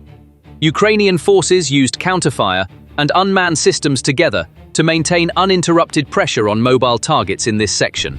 Counter-battery fire limited the movement of artillery units and put the protected supply lines of armored units at risk. The containment of infantry assault groups in forest strips was made possible by the cooperation of close air reconnaissance and ground surveillance units. This cooperation shifted the battlefield equation against the attacking forces and resulted in additional losses during the withdrawal and disintegration phase. The final picture along the Dobra-Pilia-Pokrovsk line demonstrates the effectiveness of Ukraine's flexible, repetitive, and reconnaissance-supported defense structure. This picture also reveals the weakness of Russian planning, namely the difficulty of synchronizing different units in the same salient in a short period of time. From Ukraine's perspective, this outcome has had an effect as significant as direct territorial gains, undermining the narrative prepared by the adversary.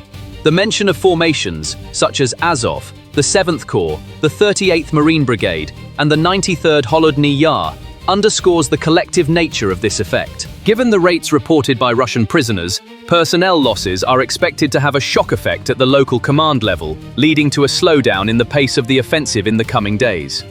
This slowdown will allow the defense to comfortably implement the clean-up fortification surveillance triad and create a new window for a counter-offensive. The factor that makes it difficult for elements withdrawn from the defense lines around Pokrovsk to return to the same lines is continuous harassment and fire pressure. This pressure targets logistical nodes and advanced corridors simultaneously, delaying the re-establishment of plans. When combined, the data on the ground indicates that Russia's rhetoric of a major offensive has failed to produce results at the local level and has turned into a retreat on the Pokrovsk line. This transformation is important from an operational narrative perspective because successful defense in difficult areas increases the cost of subsequent offensives and increases the deterrence factor. The Ukrainian side has disrupted the enemy's force concentration plans by spreading its destructive power across a wide front rather than concentrating it in a single point in order to increase this deterrence factor.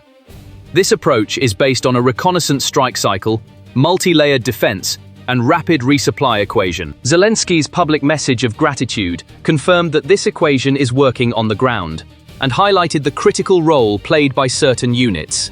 Indicators to watch in the coming days around Pokrovsk and Dobra-Pilia include the speed of Russian troop rotations and whether there is a permanent narrowing of the salient. In addition, the upward trend in the number of prisoners and the continuation of permanent clearance in residential areas provide clues about the sustainability of the defense.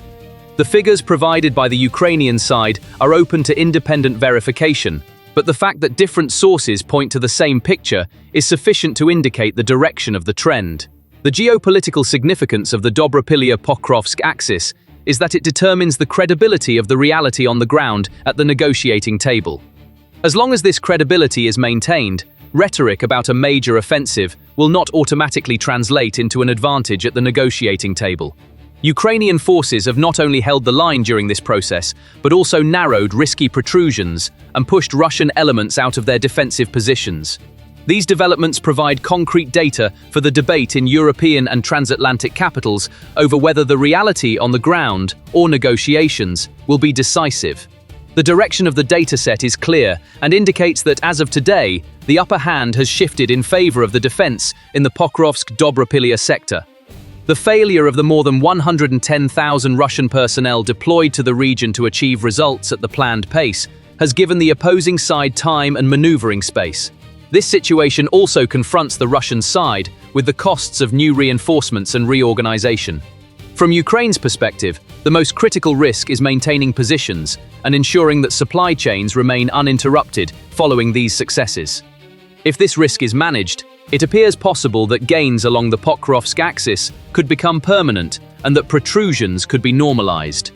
Zelensky's direct acknowledgement of specific units was chosen to communicate this goal of permanence to both the military and the public. Current data from the field shows that the Russian large-scale offensive has failed to produce the desired effect in this phase and has turned into a tactical failure.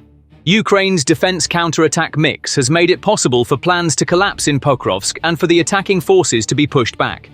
The sustainability of this equation depends on keeping the reconnaissance strike cycle open and preventing flanking movements. As of today, the available evidence and official statements indicate progress in these two areas. The most active combat zone in the Pokrovsk sector has the potential to gradually give way to stabilization and mop-up operations. Does all this mean the end for the Russian army? The most likely option for Moscow is to continue gradual grinding attacks along the Donetsk line, while conducting limited incursions in the north around Kharkiv and Sumy to exert pressure and launching intensive air missile drone campaigns against energy infrastructure during the winter.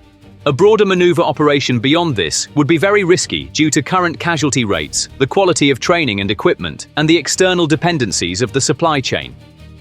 The most significant factor shaping the situation on the ground is the personnel and material losses accumulated during more than 2 years of attrition warfare. According to open-source consolidations and Western intelligence summaries, Russian total casualties as of mid-2025 point to a pool of dead and wounded exceeding millions. Current compilations by the UK Ministry of Defence and think tanks provide a common range, with approximately 250,000 of these being completely eliminated and the remainder wounded. This directly affects the cost of continuing the war and the quality of the trained reserve pool needed for a new offensive. To balance the loss pressure, Moscow is using two levers. The first is the readjustment of domestic industry. Artillery ammunition production in Russia is on the rise compared to 2024, with several million 122/152mm shells now possible to produce annually, and a monthly target of 200,000 to 250,000 reported widely. The second is external procurement. It has been confirmed that shipments equivalent to tens of millions of rounds from North Korea have accelerated since the end of 2024,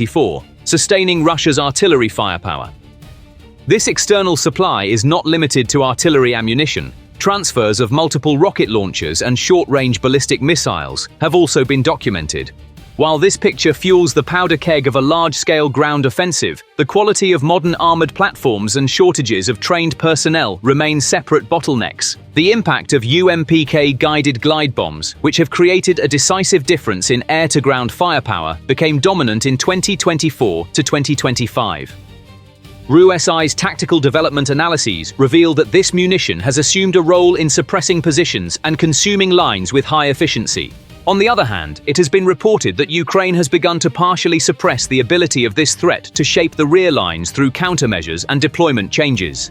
Thus, Russian air long-range firepower remains a lever for a new offensive, but is not a guarantee of automatic breakthrough. In the long-range strike domain, two opposing trends are at play simultaneously. On the one hand, US defense intelligence findings indicate that Russia has improved the maneuverability and terminal performance of ballistic systems such as the Iskander class. This creates moments when Patriot-based air defense is challenged. On the other hand, Ukraine is trying to make hit-and-run air operations more costly with the gradual arrival of F-16s and the expansion of its air defense layer. A new Russian offensive could take shape amid this two-pronged dynamic. In addition, the dynamics of a new Russian offensive within the front are slowly becoming clearer. The first possibility is renewed pressure on the Donetsk fortified belt and the Kramatorsk-Sloviansk line. The intersection of Russia's operational and political objectives is the capture of the entire Donetsk Oblast. ISW's latest assessments emphasize that the fortified ring of cities, which has been reinforced layer by layer since 2014, has not been breached since 2022 and continues to determine the design of the front line. Therefore, a possible renewed push in the Pokrovsk-Dobropilya direction would provide the shortest political route to ultimately approach Kramatorsk-Sloviansk. However, there are dense trench minefields and deep defense lines around populated areas along this axis. The pace of Russian advances remains dependent on a meter-by-meter gain strategy, at the cost of heavy losses. A new attempt is likely to involve multi-axis pressure north and east of Pokrovsk, suppressive fire around Chasiv Yar, and a pincer movement south of Lyman. Kramatorsk/Sloviansk is expected to be targeted through prolonged attrition rather than direct assault. Therefore, gradual grinding rather than a swift breakout is the most likely scenario. Another possibility is that Russian forces may create pressure threats in the direction of Kharkiv. The Vovchansk-Liptse line, which originated in Belgorod, had come back into focus with the opening of the Northern Front in 2024. Media sources reported that armored infiltration pressure along this line had resulted in territorial gains in border villages, but that the concentration of forces and logistical preparations for a major urban offensive were insufficient. There are no signs of preparations for a full-scale encirclement of Kharkiv in the summer of 2025. However, pressure aimed at making the city uninhabitable and forcing Ukraine to shift forces could be a natural component of new offensive plans. Possible targets in this context include transportation hubs immediately south of the border, Kharkiv's eastern and northeastern suburbs, and air and missile pressure aimed at closing authorized counterattack/SID windows against targets inside Ukraine's Belgorod region. Another possible Russian objective is to continue efforts to establish a buffer zone in Sumy. In early 2025, limited infiltration occupation attempts were observed in the Sumy Oblast accompanied by Russian rhetoric about a buffer zone. Regional authorities reported that the advances have not yet turned into a large-scale encirclement or a thrust toward major cities. However, persistent pressure on Sumy, along with Kharkiv, forces Ukraine to spread its forces across the entire north and delays the preparation of reserves for the main front in Donetsk. The new offensive model could use this secondary axis as a stabilizing and distracting factor. A large-scale urban battle for the city center of Sumy ranks low in the priority list in terms of logistical and political gains versus costs. However, railway, road junctions, and energy substations along the border remain on the regular target list. The possibility of an advance along the Orikhiv-Robotyne-Tokmak axis in the Zaporizhzhia sector should also not be overlooked.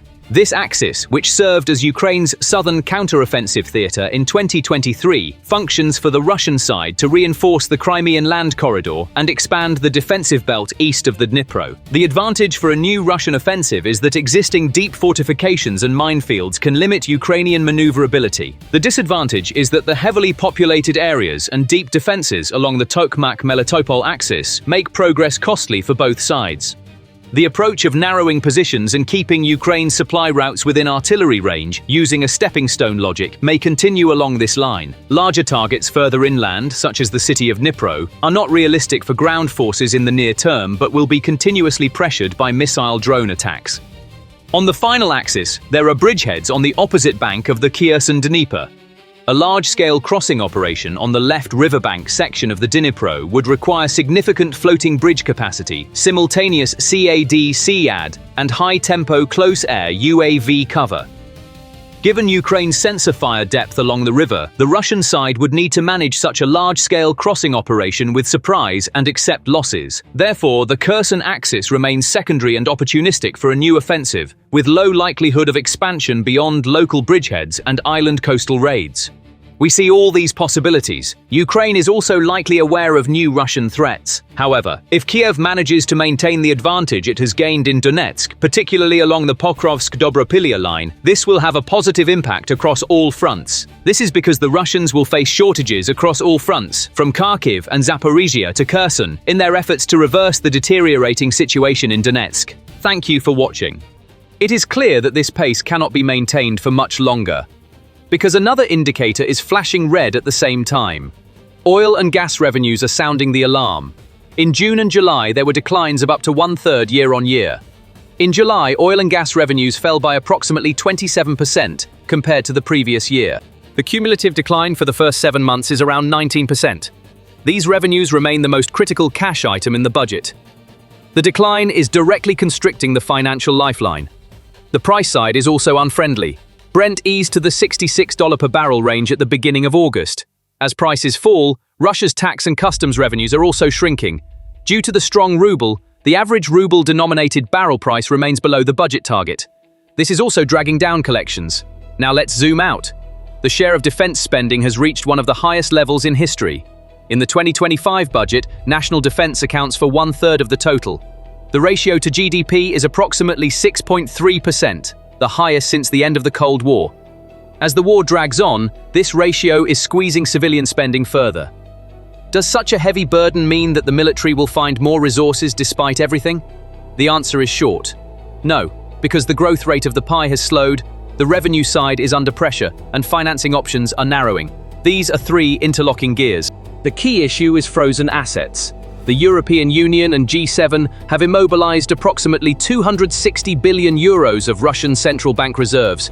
The total global figure is estimated at around $300 billion. The lion's share is held by European custodial institutions. Access to this money is blocked, and its returns are increasingly being redirected in favor of Ukraine. As for private assets, a range of $50 to $60 billion can be used as a baseline for frozen private wealth across the coalition.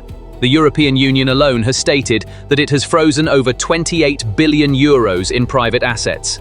Switzerland's data also completes this picture. These figures further increase the total frozen amount. Let us draw a critical line here. The frozen reserves could be released one day. However, this depends on an uncertain timeline and heavy political conditions. Therefore, from Russia's perspective, the reality today is that these funds cannot be used. Their contribution to short-term cash flow is zero. The European Union is directly transferring the additional revenues generated by these immobilized assets to Ukraine. The latest tranche amounted to 1.6 billion euros. This regular flow also impacts the war's financing equation. From the Kremlin's perspective, this represents a loss of opportunity in foreign currency. Can we consolidate all these headings into a single cost table? A cautious lower bound estimate can be made. Let's take the frozen central bank reserves at the coalition level at around $300 billion. Add the total of over $58 billion identified for frozen private assets. The sum of these two amounts to at least $358 billion. When the $61 billion deficit from the first 7 months of the year is added, the total reaches $419 billion. Note that the annual decline in oil and gas revenues in the first 7 months of 2025 has created a cash deficit of roughly $15 to $16 billion. The lower bound total comes to around $435 billion. We have avoided double counting in this accounting. Frozen reserves and private assets are stock. The deficit and revenue decline are flows. The total based on these items in separate categories provides a snapshot of today. Tomorrow's risks could enlarge the picture. Let us open a parenthesis here. This lower limit does not include indirect items such as production losses, long-term growth damage, and financing costs. Additionally, the erosion of the liquid portion of reserves and the interest burden from domestic borrowing are separate issues. When all these are added, the real economic cost rises further. Let's look at the reserve front.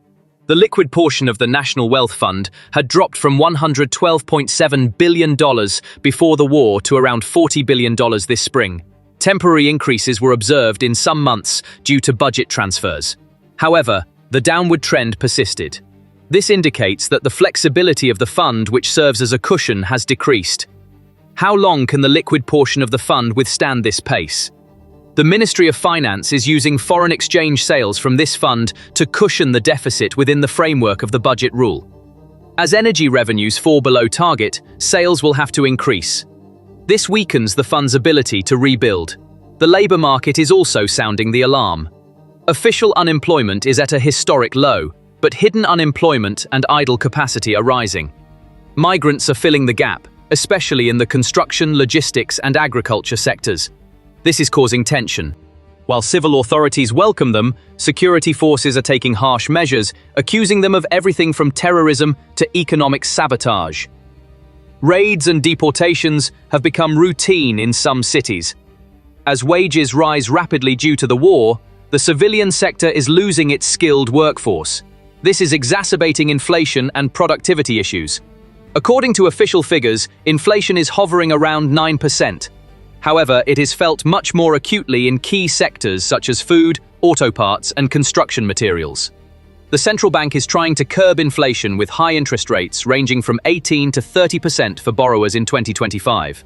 However, no legitimate business can survive under these conditions. Repaying a loan at these rates is nearly impossible. As a result, investments are collapsing. Purchases of expensive machinery, fertilizers, vehicles, and other essential goods have nearly ground to a halt. Slowdown in the private sector is evident everywhere. Small businesses are closing down in large numbers. New private projects are stalling due to insufficient financing. If the war economy continues at this pace, which areas will be cut?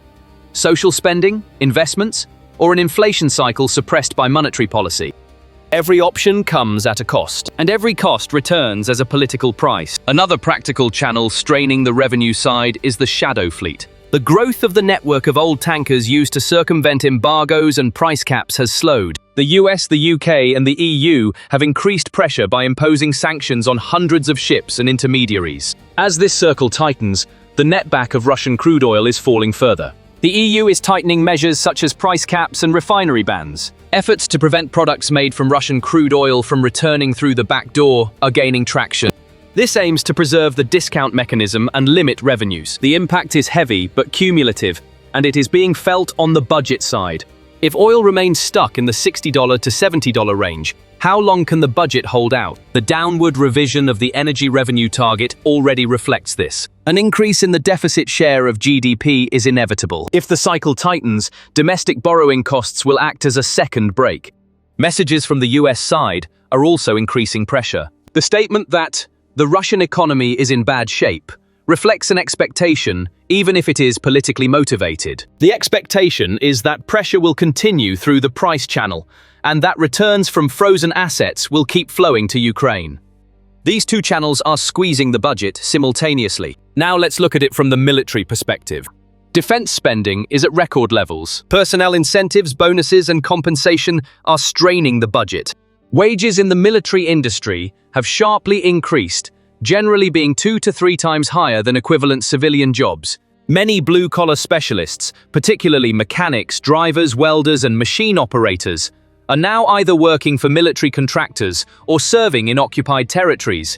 Agriculture and heavy industry are suffering from a loss of skilled labor. A tractor mechanic in the Bryansk region can earn 45,000 rubles per month. The same person could earn 150,000 rubles by joining a military support unit in Donetsk. The high wages offered to meet the demand for labor are fueling wage inflation in the civilian sector.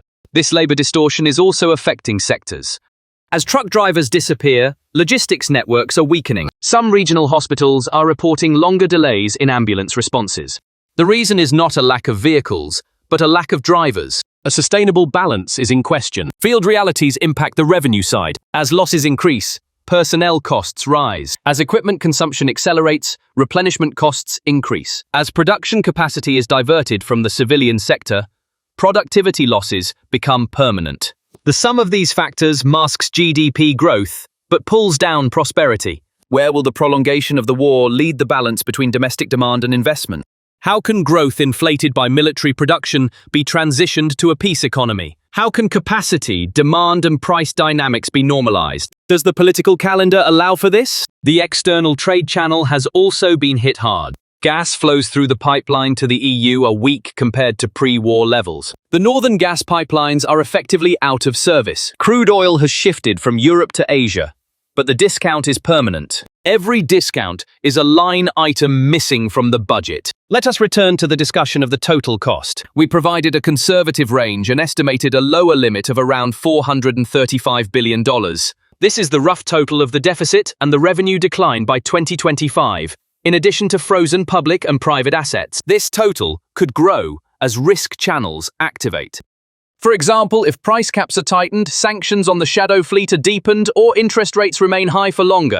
The legal front is also important. European institutions are seeking more efficient ways to manage the interest income from immobilized reserves. The idea of shifting toward riskier instruments is on the table. This could increase returns but also amplify legal and systemic risks. The debate encompasses both political will and financial stability. The message within this equation is clear. Record defense spending, weak revenues, pressured reserves, and frozen foreign assets. The cost of the war is growing steadily without causing panic. This resembles the classic sugar rush, strain grind sequence. In the sugar rush at the start of the war, unused resources were diverted to production. GDP growth appeared deceptively strong, masking deeper vulnerabilities. In the strain phase, sanctions and trade disruptions hit hard. However, fiscal stimulus kept the machine running. Corruption increased as companies diverted internal resources to contracts. Social spending was cut to support the military budget. The third phase is slow grinding. Core income sources, oil, gas, foreign investment, are shrinking. Deficits are growing, labor shortages are intensifying. The state is beginning to consume its own reserves and institutions to finance the war. The Russian economy has entered the third phase. In other words, the state is consuming its own institutions to finance the war. At the same time, it is relying on banks, state-owned companies, and domestic borrowing. Every step is buying time for the next crisis, but the price is being paid in interest, inflation, and the quality of growth. Now let's return to the results on the ground. As money tightens, the army cuts back on its second and third priorities. The pace of modernization slows down. Pressure increases on maintenance, repairs, and training. A long war cannot be managed with a short budget. What will the Kremlin choose in this scenario? Will it cut social spending, or will it try to print money and accept inflation? Both paths have political costs. The choice between the two will determine the rhythm of the war. In terms of external options, the solutions are limited. The China and India route does not work without discounts. The threat of secondary sanctions could make this route even riskier. The financing route is expensive, with Western markets closed. The remaining space is narrow. Let's step back and summarize briefly. The deficit is growing, revenue is falling, the defense share is at a historic high, access to frozen assets is being cut off, and the reserve cushion is shrinking. The name of this picture is simple: the free fall of the war economy. It is still manageable today, but every month, the room for maneuver shrinks. Tolerance for mistakes shrinks, and resilience to shocks shrinks. What if oil takes another hit? What if the price cap tightens further? What if there are new arrests in the Shadow Fleet network? Each of these three scenarios would open a new hole in the budget. If all three occur simultaneously, the resilience threshold would be reached rapidly. While the EU is accelerating returns from immobilized assets, it also intends to increase the pace of this flow. This means the opportunity cost for Russia is becoming permanent. Time is working against Russia, because every month that passes increases the cash deficit. Today's question is this: will this equation push the Kremlin to the negotiating table? The answer lies in the pace of the fiscal calendar. If deficits accelerate, reserves deplete, and borrowing costs rise, the answer could be yes. Everyone seeking to reduce risk must manage the price and sanctions channels more rigorously. In summary, Ukraine is holding its ground on the battlefield in some form. The Allied system is maintaining pressure through financial channels. Russia's economy, however, is under strain in three key areas. Cash flow is tightening, foreign reserves are locked up, the internal buffer is thinning, and defense spending is squeezing the civilian economy. Therefore, we must describe the situation without exaggeration but without hiding the facts. Based on today's data, the Russian war economy has entered a controlled freefall. Where deficits are combined with a 20% increase in spending, there can be no miracle. The solution lies either in reducing the cost of the war or reinventing financing. The latter is difficult, the former is painful but realistic. And with each passing month, The window of opportunity narrows. How much longer do you think this equation can hold? We look forward to your comments. Don't forget to subscribe and turn on notifications. Thank you for watching.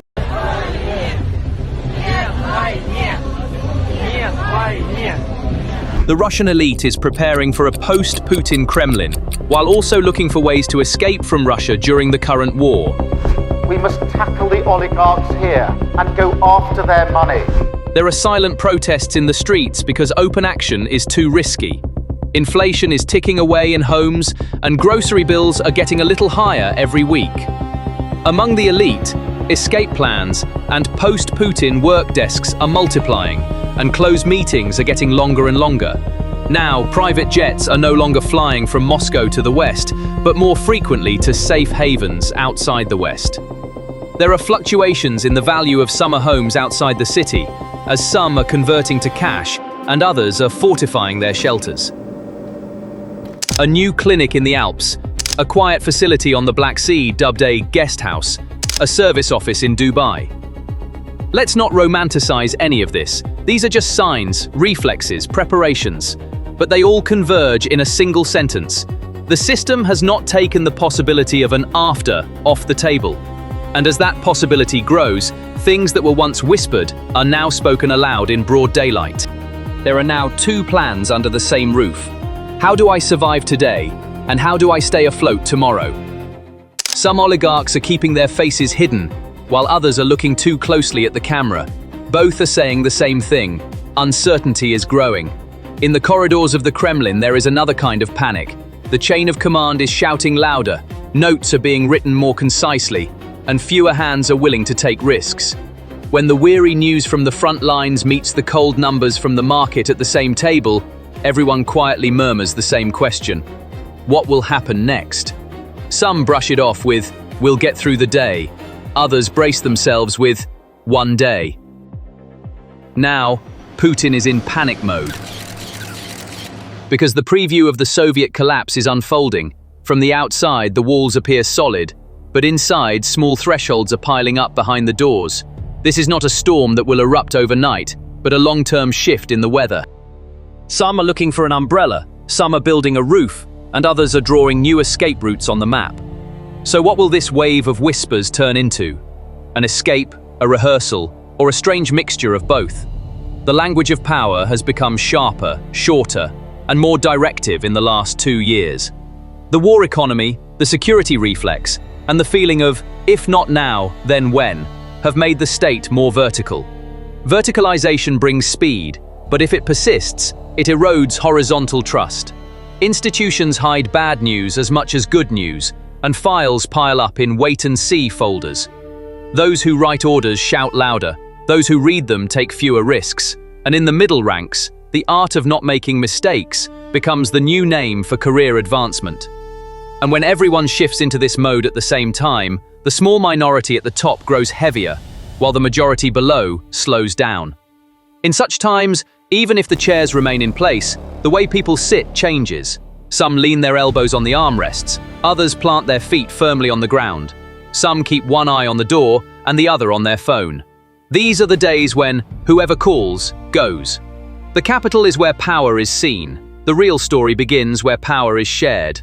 The Siloviki, or Security Corps, want more control, clearer rules, stricter boundaries, and faster compliance. Technocrats, on the other hand, are tasked with keeping the system running.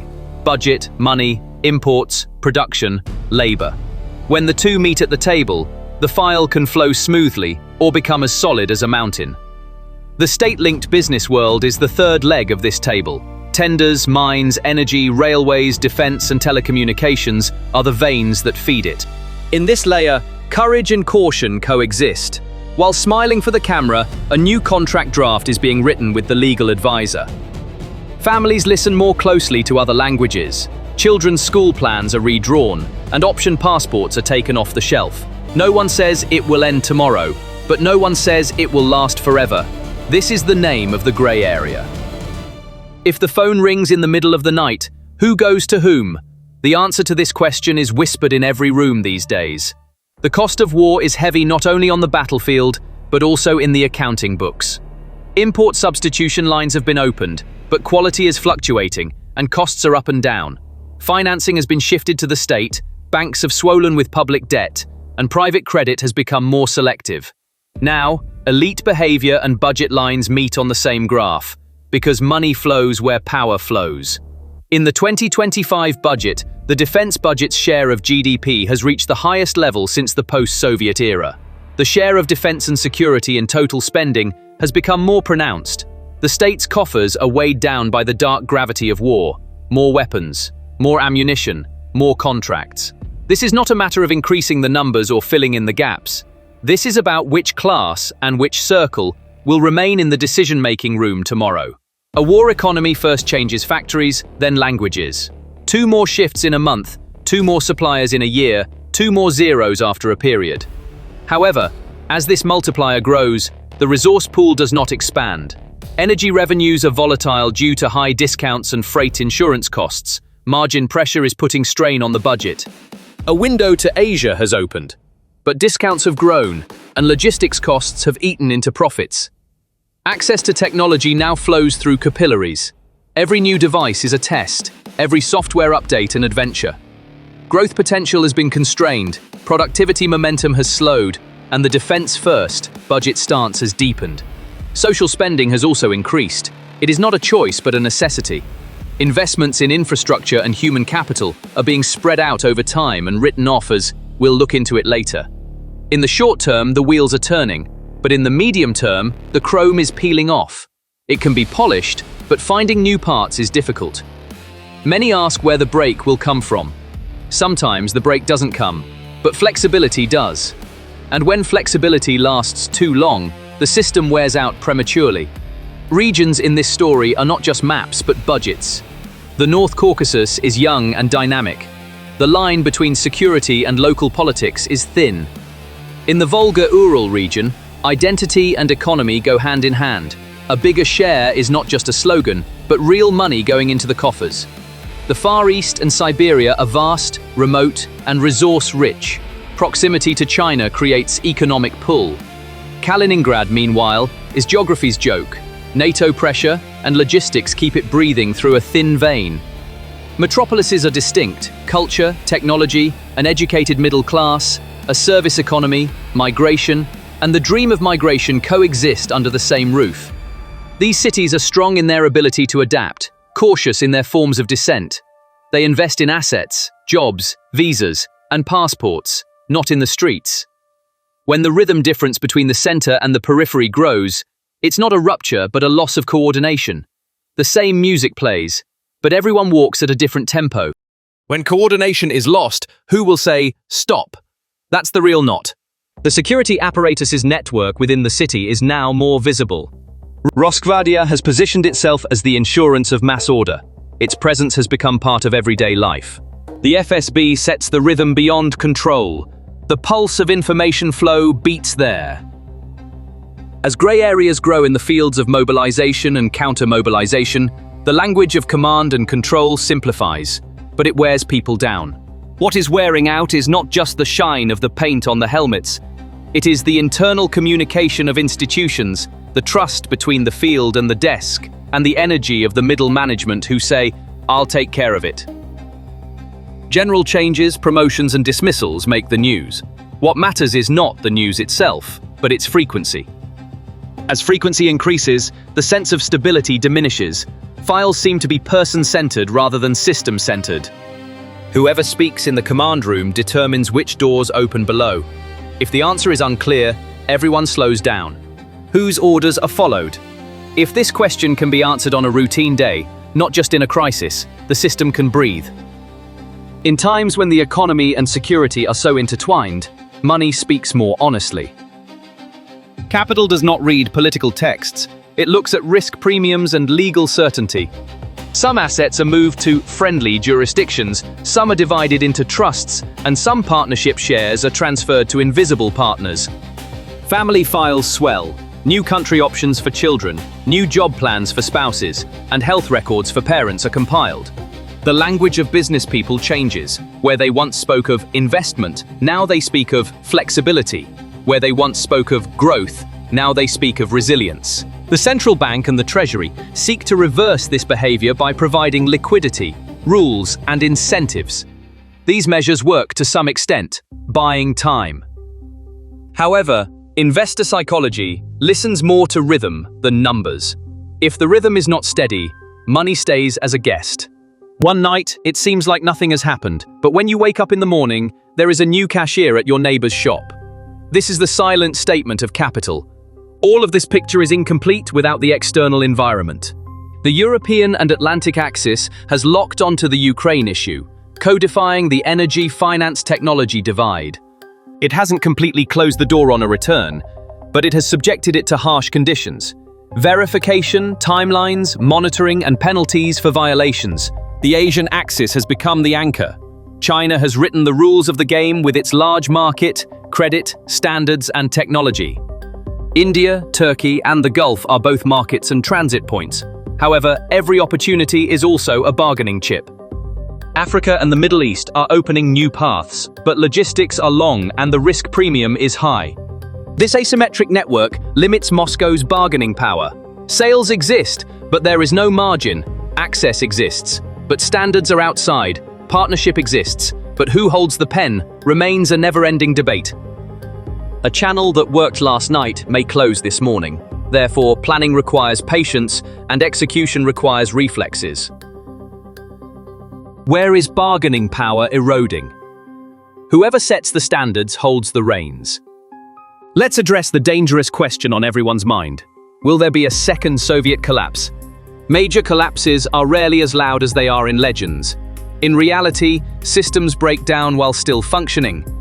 A sharp decline requires 5 or 6 thresholds to be crossed simultaneously. Loss of control in leadership, paramilitarization in the regions, a break in the financial chain, a sudden cut in energy revenues, a ready and willing design in the outside world, and a weary acceptance of this within the country. This combination is rare. It is uncommon but not impossible. More likely as a prolonged stagnation. The power shell is rigid, growth is low, the budget is squeezed between military and social spending, brain drain and capital flight are silent but persistent, and the rule of law is on paper, but not in practice. The system is not collapsing, but it cannot be renewed. This is precisely what is meant by weary stability. As for those who ask whether a pivot similar to the Yeltsin era will come, history does not repeat itself with the same actors on the same stage. The social memory of those days is costly and painful. Today, core conditions are needed for such a pivot. A sharper decline in economic indicators, a wave of war fatigue that crosses the threshold, the visible evasion of responsibility among the elite, the security apparatus becoming clear on non-intervention, and political consensus on a gradual conditional finance technology package in the outside world. Theoretically possible, practically unlikely. But unlikely does not mean impossible. It remains a thin branch on the tree of probability, which could thicken if the wind picks up. Which branch is thicker? Today's signals favor a hard shell, long stagnation. The situation within the army cannot be summed up in the cold sentences of political science. In a protracted war, loyalty and fatigue walk hand in hand. The burden is not equal between those who give and those who receive. Some units are heavily engaged, some are in reserve, and some are on special missions. Veteran networks can be more effective than municipalities and councils. This is not unknown, but it is ignored. When salaries and compensation are delayed, whispers grow louder. When logistics falter, complaints harden. Tactical criticisms turn into strategic debates. Can all this be easily suppressed? Yes, it can, but what is suppressed does not disappear. It accumulates, changes shape, and seeps out elsewhere. What the military wants most is clear objectives, reasonable timelines, and adequate resources. When all three are lacking, orders become shorter but harder to follow.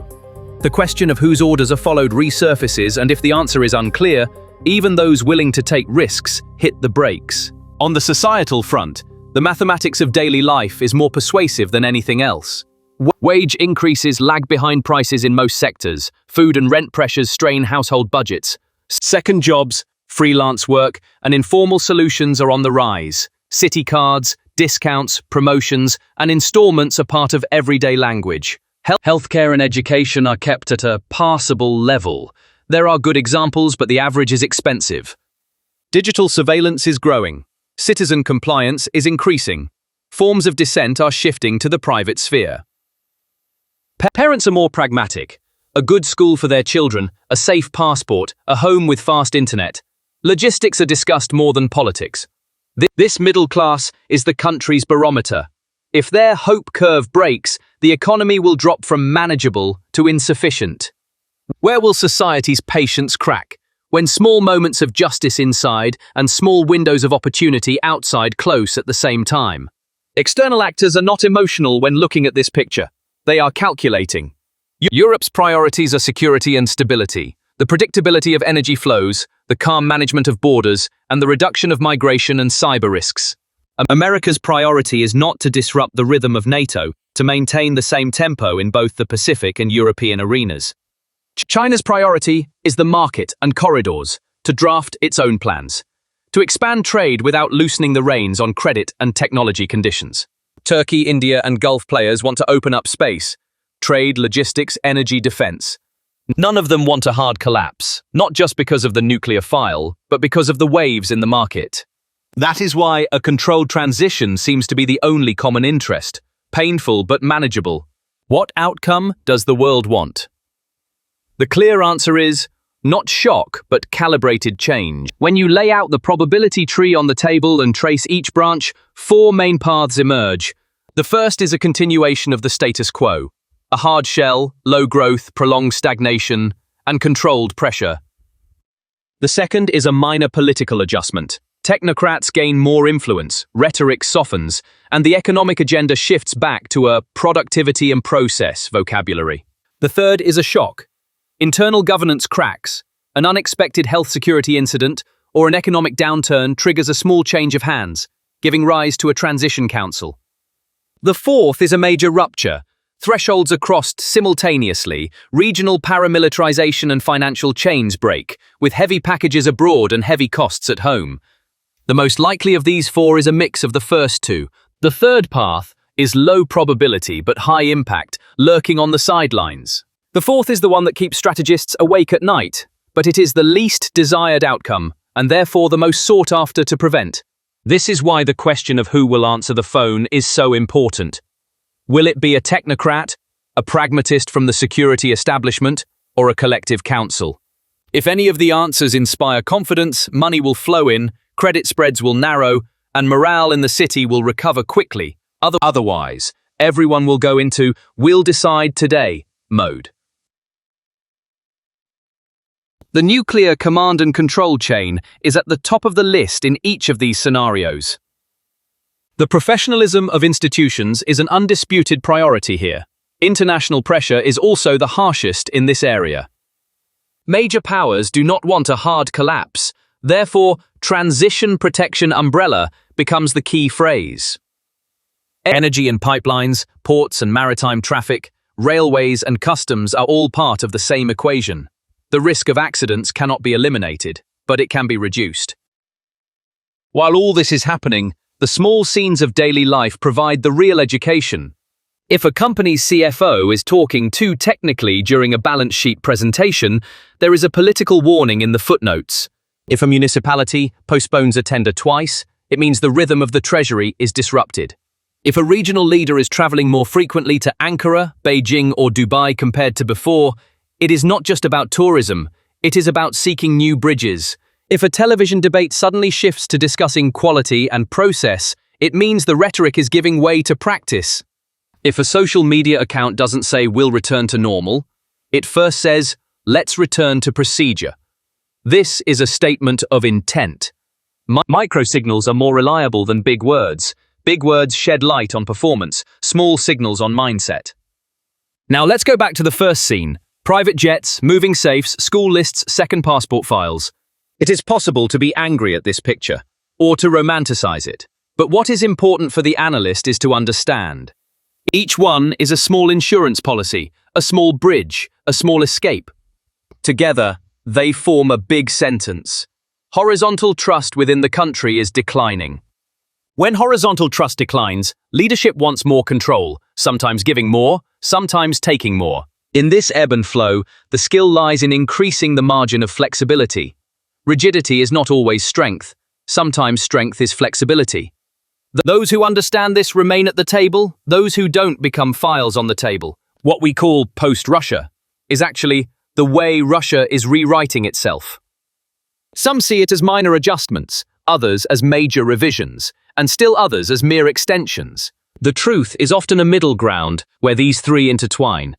One day a decree is issued, the next day a promotion comes, the third day a tender is cancelled, the fourth day a letter leaks. Arn Rustran Satters, the sum of these points to a direction. To see where the sign is pointing, one must remain calm, filter out the daily noise, and collect the micro signs. So, will these developments bring disaster and a second Soviet collapse for Russia? 1. Budgetary drag becomes entrenched. The defense share sticks around 8%, and a recession, like cooling, extends into 2026. 2. The regional unequal prosperity boom begins to fade. Consumption islands dry up, unemployment returns. 3. The elites impose either a hard minimum or a soft transition. Internal bargaining comes to the fore. 4. The external wing deepens financial filtration. Shadow channels narrow. Cash becomes king in the new still life. 5. A discipline crisis, reflected in the public sphere, erupts within the military security bloc. It becomes difficult to contain. 6. Not a second Soviet collapse, but a long stagnation new poverty pendulum begins, which puts pressure on the political form. 7. The post-crisis guide could turn into a controlled Boris-style showcase. The showcase softens, but the core remains hard. If the defense-focused budget coma prolongs, the economic consent base of the founding coalition erodes. If elite-level horizontal distrust, region-center tensions, and institutional fatigue converge, transition could be triggered from within. Rather than a Soviet-style sudden collapse, a hybrid transition blending partial outward openness with a Yeltsin-style facade and core security rigidity could unfold over a timeline compressed from years to months. The Russian elite is well aware of this scenario. The public may not be fully conscious of it, but the elite sees it clearly. The only constant parameter in this scenario is the duration of the war. What happens if the duration is shortened? There will be a capacity shock, unemployment may spike, and consumption bubbles will burst. Do the elites know this? Yes, that is why they have two plans. To maintain today, they will use the defense budget, and to save tomorrow, they will use the exit ramp. Let's note this sentence. The war economy burns not only ammunition but also routine. Because as instant decisions accumulate, institutional rules erode. And one day everyone realizes, our constitution has turned into an emergency regulation. On that day, preparations for the aftermath will spread from a few desks to the entire room. Let us accept this text, not as a wish, but as a reading. We have followed the data, analyzed the trends, and discussed the possibilities. So, who is with whom? What is visible today may not be tomorrow, but not writing about tomorrow is the worst preparation. If the defense security share remains high, wage growth slows, and inflation stays stuck in the 6 to 8% range, if the regional central divide widens and cracks appear in the military security sector, if financial channels narrow further, it won't be the 1990s, but a long stagnation will be inevitable. This can be reduced to a one-sentence risk for Putin. As the defense-focused order prolongs, the consent base erodes, and if that base collapses, the aftermath will not be written in a single night, but in the shadows. Elite networks are doing the same. They write, they erase, they rewrite. No one speaks loudly in the dark corridors of the Kremlin, but everyone reads lips. While Russians rehearse for the after, they are also looking for a way out of today. And the leading role on stage is not looking at a single actor, but at a single number, the share of defense spending. As that share falls, there is room to breathe. As it rises, breathing becomes more difficult. So, who stays? Who goes? Who speeds up? Who slows down? It is essential to read the fragility alongside power. the possibility alongside fragility, and the risk alongside possibility. The sum total whispers to us, power and fragility rest in the same hand. This hand is now rehearsing, some are preparing to take the stage, some are waiting in the wings, and some are quietly leaving the hall. Rehearsal does not mean the play will change, but if it does, it teaches us which lines will be spoken on which stage. If read this way, the post-Russia era is not a nightmare but a manageable transition. If not read this way, the simplest mistake in the most unexpected place will result in the heaviest price to pay. And the only true summary of this entire text is this. No one wins alone. No one loses alone. Everyone prepares their own share. The share prepared today will write tomorrow's after. That is why the wisest thing to do today is to read the rehearsal script carefully. That is why we should now return to our first sentence. The streets are silent. The houses are calculating. The elite are busy. And the Kremlin, while managing today, is sitting in the shadow of tomorrow. As the shadow lengthens, the stage's light changes, IAA, and when the light changes, even if the names remain the same, Russia will be completely transformed. Thank you for watching. Russia once again relied on its armor. But this time, it faced not just a defensive line, but a calculated ambush. A massive Russian armored convoy of 71 vehicles was advancing towards Siversk. Inside were tanks, armored personnel carriers, motorcycle reconnaissance units, and fast strike teams. All were deployed to the battlefield, but Russian commanders failed to account for one thing. The 54th and 81st Brigades were waiting exactly where they were supposed to be. What happened next? On July 27th, Russian forces had gathered near the village of Verkhnokhamyanka. 6 T-72B3M tanks, arranged in 3 rows, 3 BMP-2 armored personnel carriers, 6 MT-LB tracked tractors, 1 BEM recovery vehicle, 2 light buggies, and 12 pickup trucks linked together began moving forward. 41 motorcycles were also at the rear of the convoy.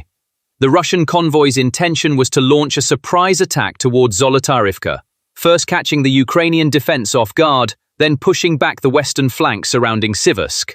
But this time, they were not facing an ordinary defense line. Ukraine's 54th Mechanized Brigade and 81st Airborne Brigade had been preparing in the area for weeks. The convoy's route had been identified beforehand, and a series of drone surveillance points and artillery coordination networks had been set up in the area. The 54th Brigade had been defending this front, which had seen some of the fiercest fighting in the region since 2022. They knew the terrain and the enemy's habits like the back of their hands. The 81st Brigade, meanwhile, was renowned for its rapid response, high mobility, and flanking maneuvers. 2 T-64BV tanks from the 81st Air Assault Brigade approached the northern edge of the riverbed and took up positions in the shade. An M113 armored ambulance was parked beside them. As soon as the Russian convoy emerged from the tree line, reconnaissance drones had already taken up positions on the hilltop. As soon as movement was detected, the first salvo arrived with 155mm artillery fire. The Ukrainian tank commander then locked onto a sudden heat signature detected by his thermal imaging system. About 90 meters away, a Russian armored vehicle was slowly emerging from between the trees. Its hull was heavily reinforced with anti-drone grills. This was a T-72B3 with improvised armor enhancements. To protect the approximately 46-ton T-72 and its 3-person crew, the grills were welded to the upper structure, along with additional steel panels. The armor protection was reinforced with composite armor and Contact 5 explosive reactive armor systems. While this reinforcement aimed to protect it from airborne FPV attacks, this time death would come not from the sky, but from the barrel of the opposing gun. The Ukrainian sniper quickly made his calculations. The T-64BV's 125mm gun was loaded with a heat round. The Russian tank's blind spot was the dome area at the rear left, where there was no armor reinforcement. After a moment of silence, the trigger was pulled. The shell struck the Russian tank's upper structure, directly beneath the turret. At the moment of the explosion, the turret was thrown aside, and the turret itself jumped half a meter upward. However, the fatal blow was not this. Despite the severe shock, the vehicle managed to maneuver backward by forcing its engine. The damage was critical, but the crew was still inside. the Russian tank could only reach a speed of 50 kilometers per hour on the difficult terrain. The Ukrainian drones, however, were much faster. Within minutes, the drone team, lying in ambush on the hilltop, released an FPV drone loaded with explosives. The drone flew over the trees and headed toward the Russian tank in the burning forest. It embedded itself in the rear armor and exploded. This second blow ignited the fuel tank. The T-72B3 turned into a ball of flames. Since the ammunition was being transported openly in the automatic loader inside the tank, the fire could not be extinguished. In the panic, some vehicles tried to retreat but became stuck in the narrow path within the forest. FPV drones were waiting for this opportunity. Kamikaze drones, first targeting the tank turrets and then the engine blocks of the BTRs, shattered the armored line within minutes. However, Ukraine's plan did not end there. The convoy had been stopped. Now it was time for destruction. The 81st Brigade's light infantry units launched an attack along the armored line at a 3/4 angle. At this point in the battle, the Russian side's plan should have been to gain momentum. They couldn't do that either.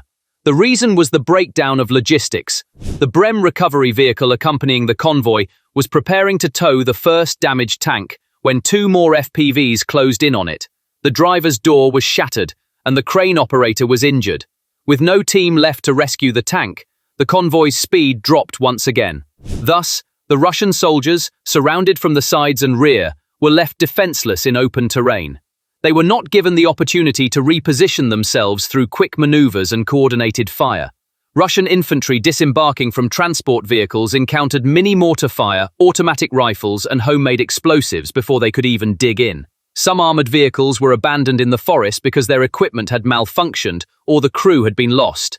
Just a few minutes after the fighting began, at least 5 Russian tanks lined up side by side in an open area at the edge of the forest caught fire simultaneously. All that remained were thick black smoke, the echoes of exploding ammunition, and intertwined piles of metal.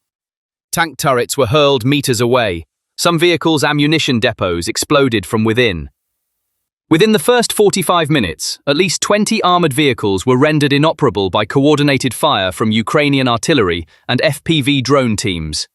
Tanks, BMP-2s, armored personnel carriers and most motorized units were either destroyed by fire or abandoned. Russian units attempting to advance along the narrow forest strip, now under a no-fly zone, were repeatedly detected and subjected to sudden fire. Satellite imagery clearly revealed extensive burn marks, ammunition fragments, and traces of secondary explosions at various points in the area. Tree trunks remained charred and broken, while the ground was littered with craters caused by large-caliber artillery shells. The number of Russian military vehicles left behind after the battle was staggering. Only one BREM armored recovery vehicle, one MTLB personnel carrier, and one truck remained operational.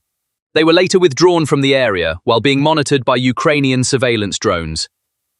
According to initial estimates, 48 Russian soldiers were neutralized at the scene, while 69 others were injured to varying degrees. Most of the wounded were either pulled from the rubble or found defenseless near the exploding vehicles. Even the basic numbers of this clash demonstrated how the war economy had been turned upside down. We'll speak to you very soon and probably see you again very soon. Thank you very much, Vladimir. Next time in Moscow. Oh. The US is finally taking the clearest action for Ukraine. But Mr. Trump said great progress had been made. Mr. Putin, will you agree to a ceasefire? We had an extremely productive meeting and many points were agreed to. This new move is neither a transfer of weapons nor a ceasefire. It is a comprehensive security guarantee. Moreover, it is similar to the 5 points of NATO. This statement has been made so clearly for the first time by the US. Now the situation is very tense. The Ukrainian army is on the brink of collapse. But Europe and the US are rolling out a powerful new support formula. Leaders are flocking to Washington. Meanwhile, Putin is nervous, as the Russian army's ability to hold out under current conditions is dwindling. And Putin had an ironic meeting with Trump in Alaska. While Putin was greeted by the US military show in Alaska, he and Trump posed as if they were old friends. However, the images that emerged showed Trump with clear psychological superiority. Putin was welcomed with red carpets and the US presidential vehicle, but at the same time, F-22 fighter jets and B-2 bomber fleets were flying right in front of his eyes. In any case, this summit was truly a historic turning point, because after the Alaska meeting between Donald Trump and Vladimir Putin, security guarantees were put on the table in a much tougher manner. So, will this promise really produce deterrence, or is it just an inadequate move? Volodymyr Zelensky is coming to Washington to seek the answer to this question. European leaders are joining him, indicating that the guarantee design will be shaped by the transatlantic anchor. A shift in Trump's rhetoric was also noted. The line, prioritizing a ceasefire, has given way to talk of a permanent agreement. This shift does not reduce tensions on the ground, but rearranges the agenda for negotiations. Putin's territorial demands in Donbas and Kiev's objection to them are setting the tone for tough negotiations. Can Article 5-like guarantees produce NATO influence without NATO membership? The answer to this question lies in the architecture of implementation. Let's start with the bare facts. The US envoy says that Russia has accepted that the US and its European allies will provide NATO-style protection to Ukraine. The statement implies that the decision is at the political principle level and that the details will be worked out in talks in Washington. We agreed on much more robust security guarantees. The Russians agreed on enshrining legislatively. The US's prepared message from Berlin also confirms the European side of the framework. On the Kiev front, the main red line is being maintained. Zelensky rejected the offer to hand over Donbas. This rejection requires that the guarantees be based on a model of deterrence while preserving territory, rather than territory in exchange for guarantees. So what could and could not be Article 5 like? First of all, this expression is not an exact copy of the collective defense provision in Article 5 of the NATO treaty. One cannot have automatic NATO obligations without being a NATO member. Therefore, what is being discussed is a non-NATO but NATO-compatible deterrence package. The first component of this set could be a rapid consultation and automatic support mechanism. The provision derived from the G7 framework, which states, consultation and provision of necessary support within 24 hours, is on the table as a legal template. The second component is to create a multi-layered umbrella for air and missile defense. This is possible with ground-based systems, airborne early warning, and network-centric command and control. The third component is a continuous flow of ammunition and spare parts. This requires guaranteed production capacity and advanced purchase agreements. The fourth component is linking sanctions and financial deterrence to automatic triggers in a snapback style. If the attack resumes, energy and financial measures are automatically activated. The fifth component is direct investment and joint production in Ukraine's defense industry. This reduces the cost of the war and decreases dependence. The most controversial aspect of the package is how to define the threshold for military intervention. The key question is whether it should be indirect intervention, direct deployment of forces, or a scheme that includes both. Here, the fundamental difference that should not be confused with NATO becomes clear. NATO's Article 5 defines the principle of collective defense. In the case of the EU, however, partners determine the type and scale of their response according to their own domestic laws. Thus, bindingness is not automatic, but the political cost may become automatic. This is why the political balance in Washington is critical. The question of whether to opt for an agreement requiring Senate approval or a set of executive agreements is on the agenda. The executive format is fast but less durable. The agreement format is more binding but has a higher political threshold. This distinction in US domestic politics directly affects the credibility of deterrence. Rubio's emphasis on both sides having to make concessions indicates the political orientation as the package is being drafted. This rhetoric may not mean territorial concessions, but it points to a search for mutual steps in the text. The picture is becoming clearer on the European front. Chancellor Merz said he was ready to participate in US security guarantees, and Berlin's line appears to be in sync with Washington's. The fact that European leaders are accompanying Washington strengthens the image of a coalition and puts the brakes on Kiev being pushed into a lonely negotiation. The NATO line, however, is two-tiered. The alliance confirms that Ukraine's path to NATO remains open after the war. It sees bilateral security agreements as a bridge during the transition period. If the bridge is not built solidly, the parties will revert to old habits at the first sign of trouble. How does Moscow read this picture? The first sign is the leaks from behind the scenes regarding the territory, NATO commitments, and sanctions easing, package after Alaska. According to the claims, while the demands for Donetsk and Luhansk continue, the withdrawal of the NATO application and the recognition of the de facto status of Crimea are being sought. Additionally, symbolic issues such as language and the church have been brought to the table. These are far below Kiev's threshold for acceptance and are politically unfeasible. A strong consensus has formed in Ukrainian politics, rejecting territorial concessions, and this position has been confirmed in public statements. Therefore, the only real meaning of the guarantees is the signal that if Russia attempts a new attack, the price will be paid by the big players. NATO's view is also divisive. The alliance's official line is that Ukraine's path to NATO membership should remain open in the post-war period. Similar guarantees do not replace NATO membership. They serve as a temporary bridge. Therefore, the text Washington will draft should be in a bridge commitment format. Let us move on to concrete steps. The first step is the trigger consultation clause, a condition for automatic assembly within 24 hours in the event of an attack or large-scale missile strike is stipulated. The second step is the automatic military supply switch. Once the defined threshold is crossed, air defense, long-range munitions, and electronic warfare packages are automatically dispatched. The third step is the continuous operation of the Common Air Picture and Integrated Air Missile Defense Network. This network is compatible with NATO, but operates separately from NATO's decision-making mechanism. The fourth step is pre-deployment and pre-stockpiling. Spare parts and ammunition depots are maintained at appropriate border points, and training continues on a rotational basis. The fifth step is automatic economic retaliation. In the event of a repeat attack, pre-programmed disruptors are activated in energy shipping and financial flows. The sixth step is the allocation of rehabilitation and reconstruction funds to defense civilian dual-use investments. This increases resilience and reduces costs. This scenario directly involves Europe's three heavyweights, the United Kingdom, Germany, and France, in the implementation phase. Regardless of the fate of the framework in Washington, the burden that the London-Berlin-Paris trio will bear in both military procurement and long-term financing is already clear. The United Kingdom expanded its aid items throughout 2025 on the basis of the UK-Ukraine Security Cooperation Agreement signed in 2024. According to an official information note, the goal is to ensure the continuity of the fighting force through training, air defense, long-range precision strikes, intelligence surveillance, and production partnerships. This acts as a resilience umbrella prior to NATO membership.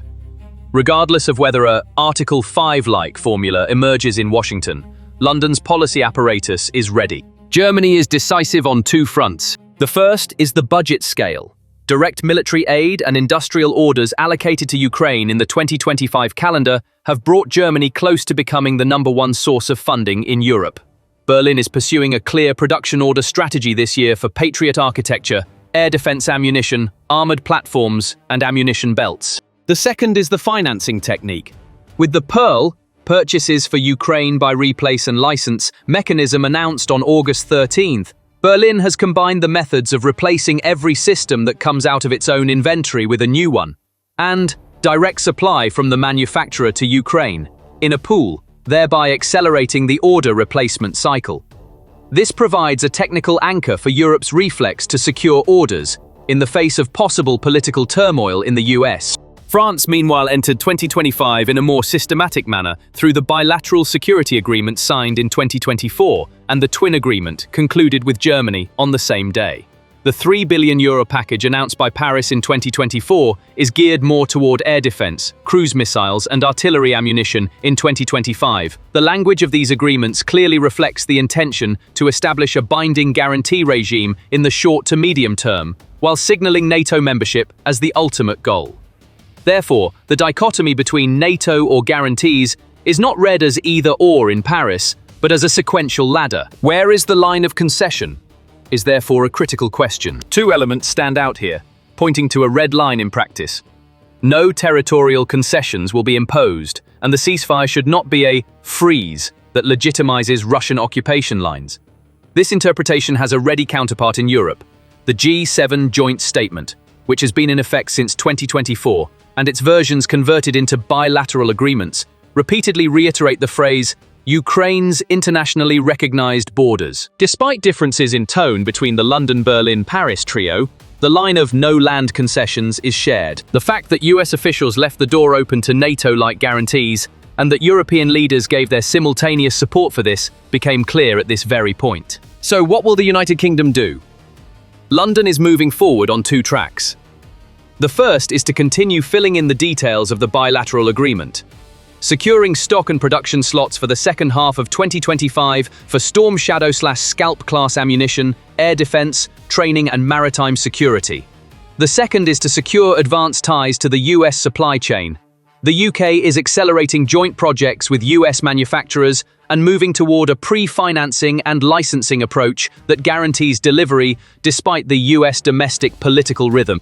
So, how is Germany aligning itself? 3 messages stood out in Berlin's 2025 profile. First, the scale of aid and industrial capacity are being expanded together.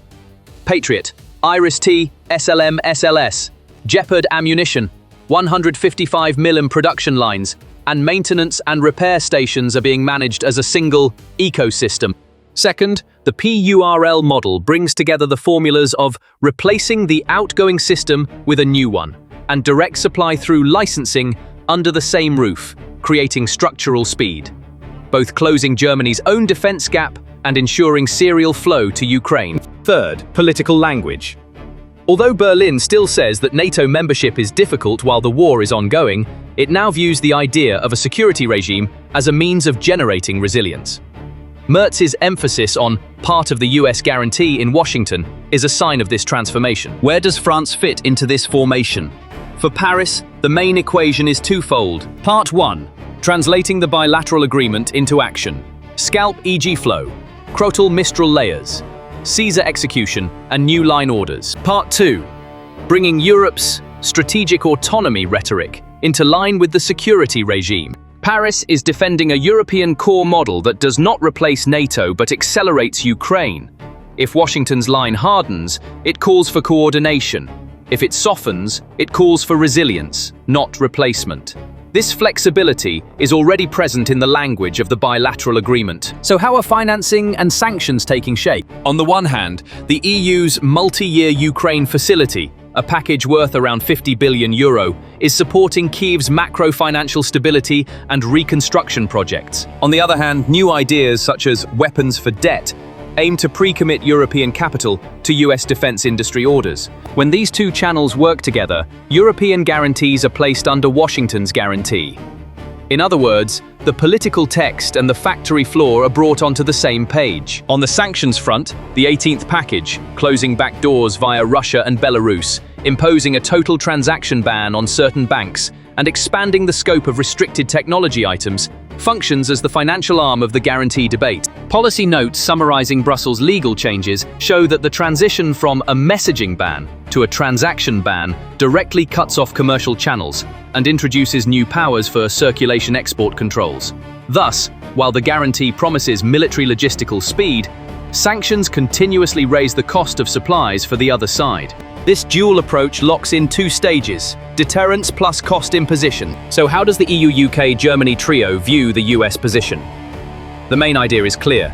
Keep the US on board, place orders in advance, and align the legal language. Berlin's PURL model concretizes the Article 5-like trigger logic currently being discussed in Washington on the supply and production side.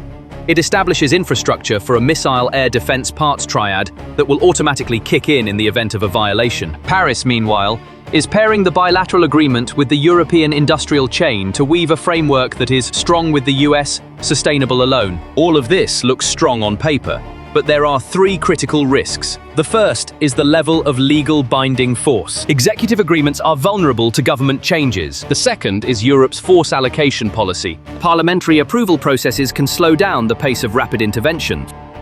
Third, Moscow's grey zone tactics. It may try to stay below the threshold with cyber, energy, and sabotage tactics. All 3 capitals know this. The political rhythm in Washington can change every year, but the order stock license triad produces an unchanging guarantee. These risks require that the automatic aspects of the guarantee be more clearly spelled out. Will an Article 5-like umbrella accelerate the path to NATO membership, or will it turn it into a temporary parking lot? This is a matter that will be determined by the language and timelines of the text. Let's consider the implications on the ground. The permanence of medium and long-range layers in air defense reduces the effectiveness of Russian missile UAV pressure. The security of logistics lines increases, and industrial infrastructure suffers less damage. If the flow of long-range strike capabilities continues, deep supply and command nodes will be suppressed. A maritime security partnership in the Black Sea makes port traffic more predictable. The sum of these factors increases the cost of Moscow's playing for time strategy. For Moscow, the equation is simple. If the guarantee text produces automatic and concrete results in the event of a repeat attack, deterrence becomes real. If it contains only nice words, it will be tested. If tested, the political lifespan of the text will be shortened.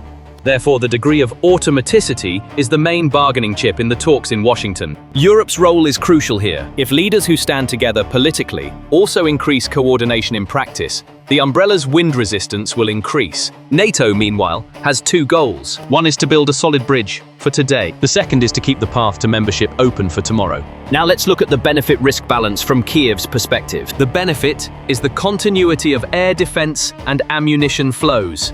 This means protecting cities and allowing the front line to breathe. The benefit is that production partnerships will expand local capacity. This means less dependence on external shocks. The benefit is that the political umbrella will increase Moscow's cost calculations. This makes a new large-scale attack less rational. The risk is that the guarantee will remain empty. The Budapest feeling could generate new insecurity in society. The risk is that pressure for guarantees in exchange for territory will return. Zelensky's clear line of refusal is the main safeguard against this risk. The risk is that the NATO process will be postponed. The NATO line is clear for the post-war period, but deterrence must not be allowed to falter during this process.